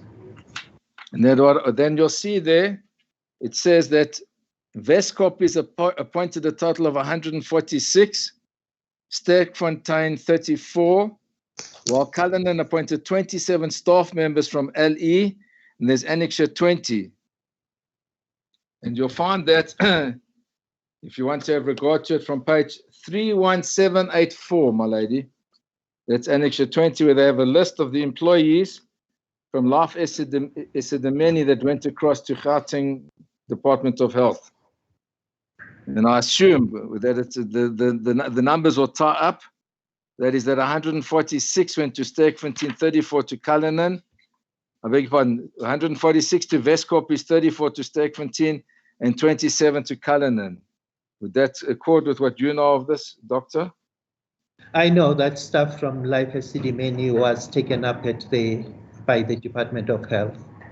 And I want to put you, the reason for that was to provide for the continuity of care and any anticipated resistance from Life Esidimeni or its employees. Do you have any comment? Life Esidimeni has never resisted the national mental health framework, and we were prepared to work hand in hand with the department. So the continuity of care is in question because these are hospitals that you are referring to, and I'm not sure how many of our staff actually ended up being taken up in the NGOs where most of these mental health care users went. And you'll see that there was there's renovation of hospitals, family involvement. These are things that didn't involve you. And if you return, and please, if you want to comment on anything in between, I'm not trying to mislead you or hold anything back from you, but if you turn to page 21 of this report, which would coincide with page 31587 of the record,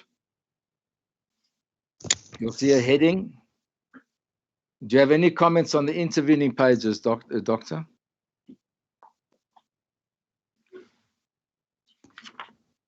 Yes, I've got the page. Yes. Okay, so at paragraph 15, it says follow-up after post-support, monitoring and evaluation.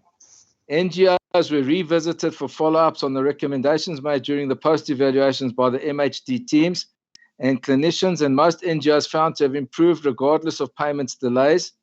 The follow-ups are planned to continue until end of December 2016. They will follow the normal NGOs monitoring and evaluation process. There's a reference to Annexure 19. Do you have any comments on that? I would have no idea of what that paragraph refers to, as it is out of my scope of Fair enough, practice. Doctor. I don't take issue. Paragraph 16. This is where we come back to Life Esidimeni. Under the heading challenges, it says LE discharged the patients with only it says the only, but should be only the clothes they were wearing and mostly with no shoes. It's in the report. Do you have any comment? I totally disagree with that. Shoes could have been lost during in transit. I cannot confirm that, but I would love to see a register where it said a mental health care user was taken by a clinician from the Department of Health without shoes on. Those are in reports, but I don't want to be distracted. The next paragraph. Ali also initially refused with the file saying they were theirs until was advised on clinical concerns of continuation of care. Your comment, please. Every mental health care user left the facility with either a periodical report or a discharge summary, and that had proper clinical notes and would not have compromised the mental health care user's continuum of care. The next few points don't impact on Life Esidimeni, but let me put them there out of fairness if you wish to comment. It says Sia Badinga NGO gained illegal occupation of Cullinan premises, desist to leave the premises and started to threaten the staff and patients in Cullinan until ordered by court. This is still in the court process. Any comment? For me, it just refers to the unstructured way the whole process was handled. Next one, the department requested the legal section to manage that, and we are now in the court battle over the court ruled on the department side. Any comment? It's not, it doesn't, it does, I don't need to get involved there. The next one as well, I'll just say to out of completion, care challenges in some of the NGOs due to delayed vendor number leading to delayed payments. You don't have a comment, or do you? Same thing. It means we transferred NGOs to we transferred mental health care users to NGOs that were not ready to take them. 100%. Dishonesty of NGOs, those who change patients' accommodations without notice and later had problem with some resources without informing us. Also outside of Ali, but a problem experienced. Do you agree?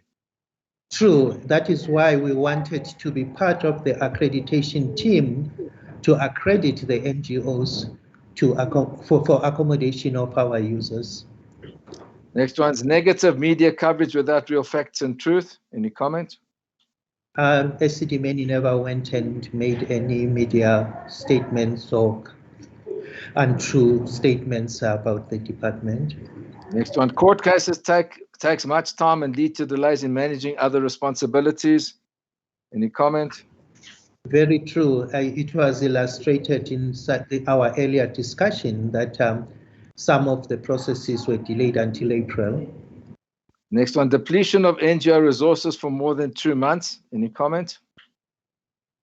It goes back to the fact that if those NGOs were accredited, the department would have known their capability to handle the mental health care users and for what periods of time, and align that to the payment plan. Next one, RID and SASA delays in implementation of support post challenges. Any comment? I can attest to that because we also had challenges in getting those done as quick as possible. So in other words, what you're saying is even at Life Esidimeni, the patients still had a claim from SASA and ID, SASA for which they needed their identity documents. Is that correct? Yeah, it would be because some of the patients, we didn't have all the documents from their families or to know exactly what Home Affairs and SASA needed. Next one says patients with comorbid conditions, that would be the same as you had at Life Esidimeni. Is that correct? It would be more emphasizing the fact that NGOs should have been accredited to be able to manage these comorbid conditions. And on the last one on that page, Ali also refused to issue the month supplies of medications until we're advised to still comply with the SLA, and the limited medication supplies affected a huge number of patients in Tshwane. Is that to be reassessed first by the medical officers in the clinic within a short period of their arrival in the NGOs, which was a struggle by some NGO to access medications in time? Totally untrue. In fact, it was Life Esidimeni who pressurized the department to say if mental health care users are to go to NGOs, those would have their month supply. It's only mental health care users that went to the hospital who actually had a 7-day supply of their medication, and that was in line. So this, I don't know where it comes from, And unless the department in transit decided that the patient was not going to a hospital, was going to an NGO, that they should have managed. The following patients from other provinces and other countries are not willing to collect them. At LAF Esidimeni, did you also have patients from other provinces and other countries under this program? May I clarify, we received patients that came from the state facility. So it would be your patients from your Vescopis or your Sterkfontein or any other state facility. We never took patients from the streets. No, but they could have come to you from Vescopis or Sterkfontein, having originally come from another province or another country. You received them from within the system. We would receive them there because our client would have referred them to us. Fair enough. Finally, fraudulent behavior by other NGOs to just, it should be to make money, just to make money. That goes back to the accreditation process. If properly accredited, this could have been avoided. And finally, the conclusions. It says it is important to note that although the contract relationship has ended, the department is committed to execute the quality services in an accountable and responsible manner in order to improve the life of the mental health care users and their families. Therefore, the support, monitoring, and evaluation services rendered to these patients remains critical. The department is grateful and appreciates the support given by the project team, stakeholders, community, and families during the process, the continuous media, and all the stakeholders' concerns that assisted us to remain on our toes and endeavor to improve the services and systems in the implementation of the project. Thank you, signed, as I said, by Dr. Manamela. Do you have any comment on the conclusions? That is her opinion, and I have no entitlement to say otherwise.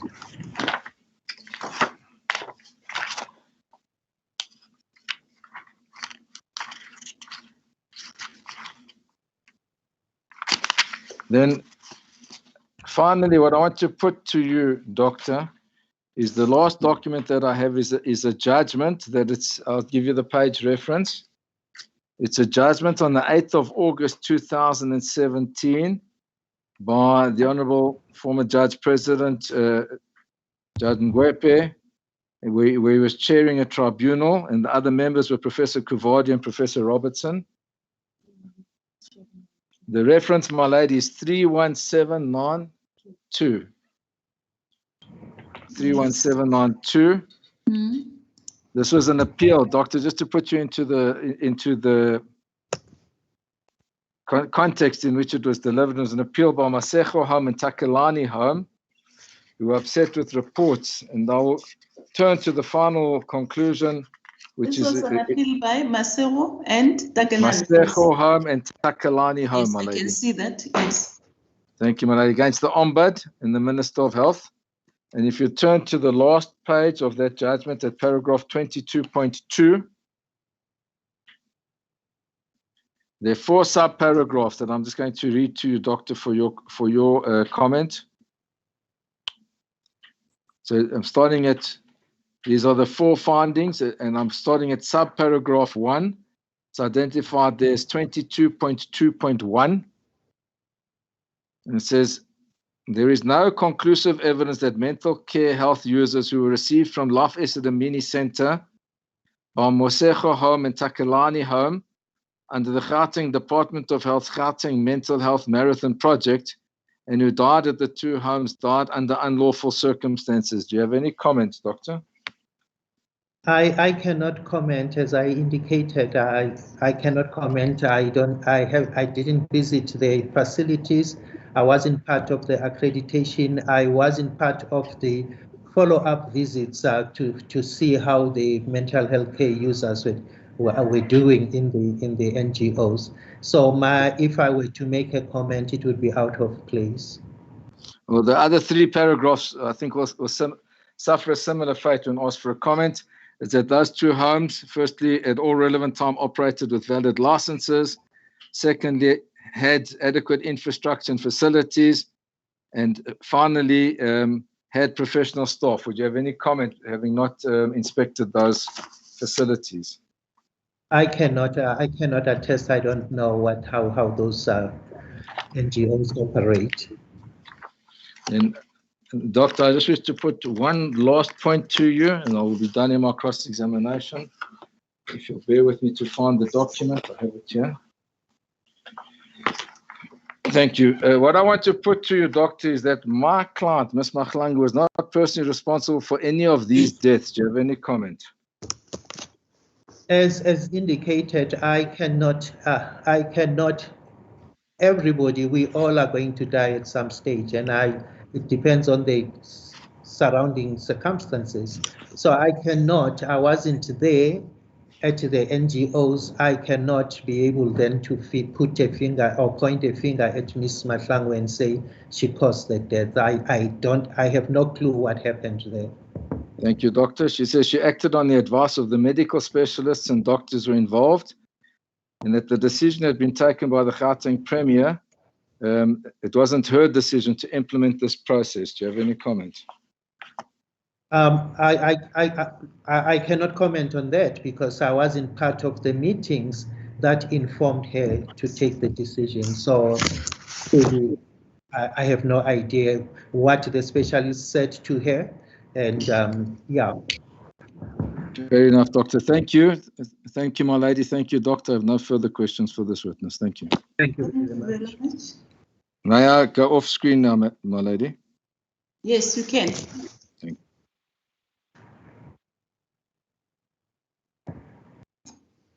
you. What is the time now? 3 o'clock. Yeah, the witness should be exhausted now. I'm not sure who's going to follow now.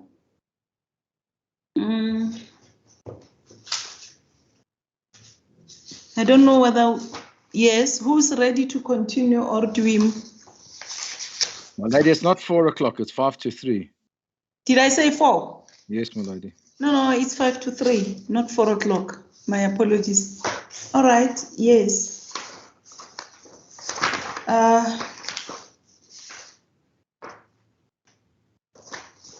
Who is next? Do I see? Is that Mr. Pina? Thank you, my lady, but I have no further questions for this witness. Just a second for me. Can you just check your device, please?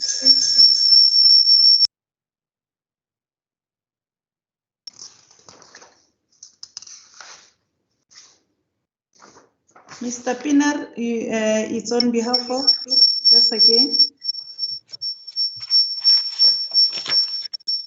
If you can just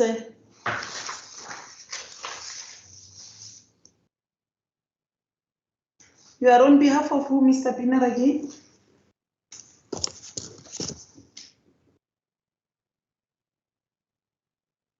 Can you hear me, Mr. Pinar?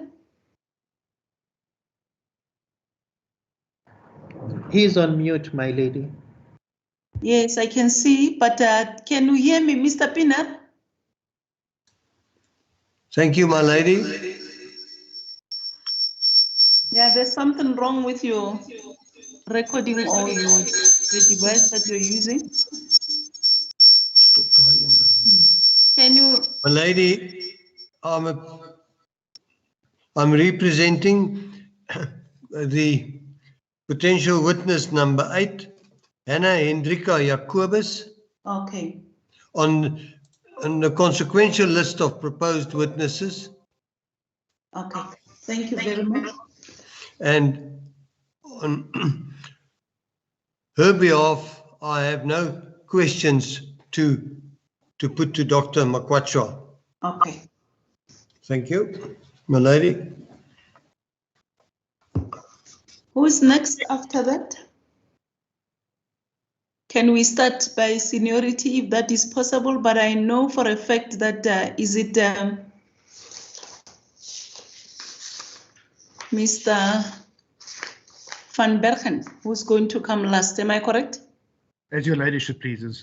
Yes, I see there is a lady here. I can see she's just appearing. Yes, ma'am, if you can just introduce yourself. As a court pleases, my lady, it is Haini Sibuku on behalf of witness number 4 on the sequential list of proposed witnesses. This is a Dr. R.R. Libete.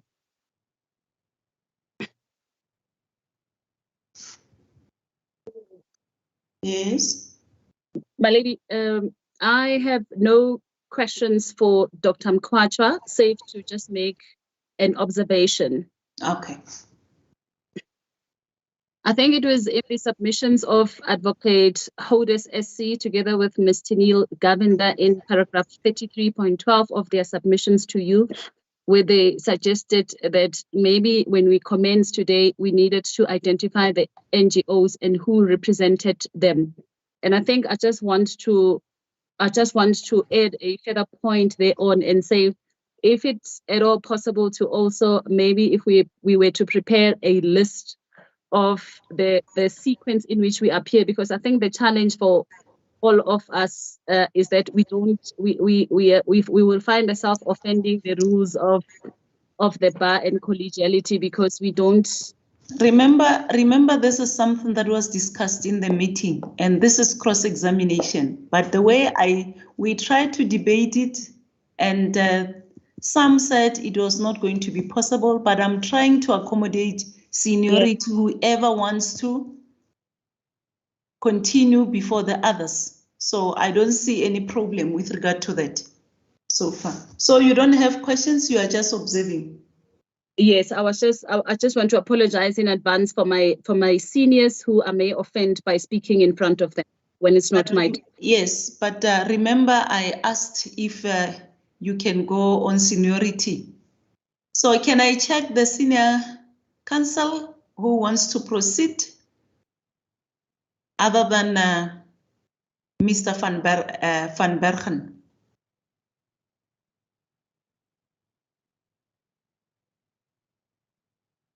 Anybody who's ready to proceed? My lady. Yes. Is that your turn now? Yes, Mr. Sibara?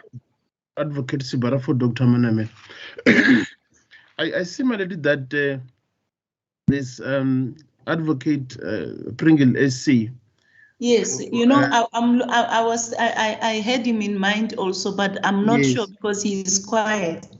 And precisely because I represent, there's my brother, Advocate Martin there. Okay. If I can just move out of the mic and the camera. Mr. Martin? As it pleases your ladyship. My lady, I appear today for Dr. Celebano. Normally I appear together with Mr. Watt Pringle, but we are he's not here today. appearing on different days. So he's not here today. We did state on a previous occasion that we had no questions for this witness, and we maintain the same view. Okay. I think on the days that I appear without Mr. Watt Pringle, I'm quite happy for all of the senior counsel representing to go first, and then I will come in after them. But I will let you register know during roll call. Yes, before the others, right? Just one will just have to look at the roll call. As it pleases.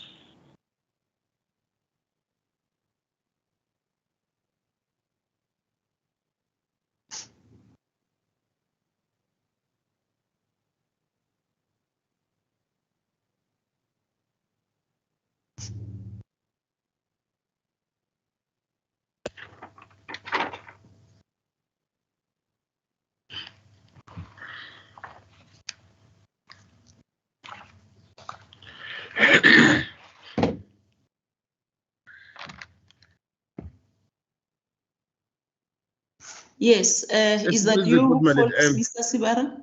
Just to interpose, my lady, there were a number of answers which were given by Dr. Mukacha, which we need to run with our client, as well as the letter which was uploaded. I think it was during tea time. The one which was said to be signed by Dr. Silubano. We are going to take a consultation with our client, which we are going to request the court to allow us to cross-examine from the morning tomorrow, so that we don't stop the proceedings, we do the cross-examination throughout and we finish. Okay. Because the witness intends to verify some of the information in particular with regard to the report which Advocate Hodas SC finalized his cross-examination with. We just want to run that with our client because it is signed by our client, and that is the very freshest information we received. And I wonder if the other colleagues who are representing witnesses can just show their position if they are ready to proceed now with the witness. We are asking for the indulgence to start fresh in the morning with the witness. We will be done with the process, with the consultation during the day today. Okay, if I may, I'll just check if there is anyone who's ready to proceed now. That's in order, my lady. Yes, if there is none, then we can agree to resume tomorrow morning. We're Yes, indebted to the court, my lady. Ms. Ramaimela, you are on mute. You are muted, yes. Okay, now you are, I can't hear anything from you. I don't know what is the problem. Can you assist, Irene? Can you hear us? Yes. Okay, now you are talking, but let's hear. I just heard your response when you said yes, but from there I can't hear anything.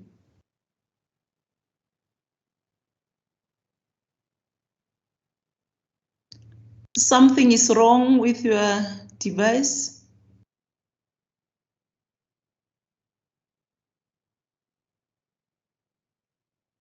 I can absolutely hear anything. Is it possible for you to just check? Okay.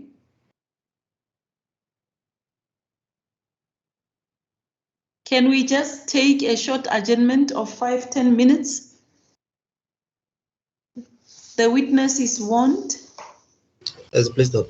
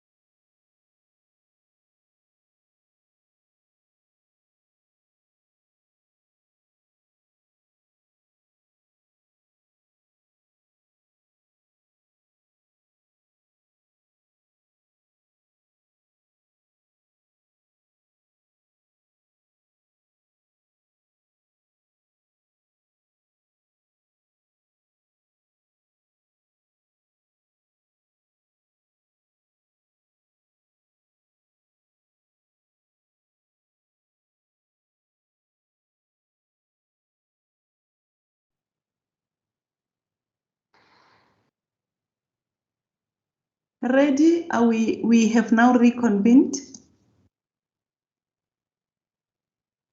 Yes, ma'am.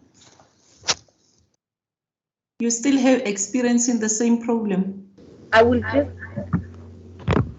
continue. Milady, I'm now using the computer off. If you can just try to raise your voice. Using the computer off, Miss Matlape. Can you hear me, my lady? Yes, I can, but just raise your voice, please.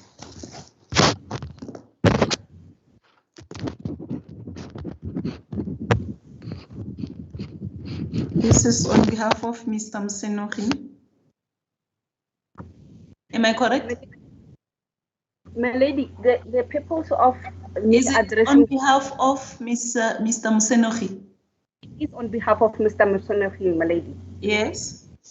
But what I wanted to bring to the court's attention, you will recall at the first day where the legal representatives appeared, including myself, when Mr. Sibara asked for a postponement, that he had intimated that his client may implicate Mr. Msenogi. So I wanted to request the court's indulgence that although for now I have two questions that I wanted to clarify with Dr. Mukacha, if I am to clarify and or cross-examine before Mr. Sibara, and during the course of Mr. Sibara's cross-examination, he refers to statements or actions that may be attributed to Mr. Msenogi, then I would not have the opportunity unless the court agrees that I cross-examine or clarify for the second time. So, okay, but what do you want to do now? Do we wait for Mr. Sibara to cross-examine and then you will follow him tomorrow? Because I just wanted to check who was ready and who was not prepared to cross-examine the witness. As the court pleases, my lady. And I also take into account the fact that there was a letter which was only uploaded this morning. So I don't know whether you all had an opportunity to consult with your clients regarding that, if that has something to do with your clients, but I don't think that applies to all of you. Indeed, so my lady, and sometimes if I can just put on record, the document would have been prepared by, say, Dr. Manamela and Mr. Msenogi. His version might be that that document I did not take part in compiling it. Yes. I was only made to sign. So to the extent that such instances occur, it would be best for me to always cross-examine after Mr. Sibara, taking into account what he has placed on record.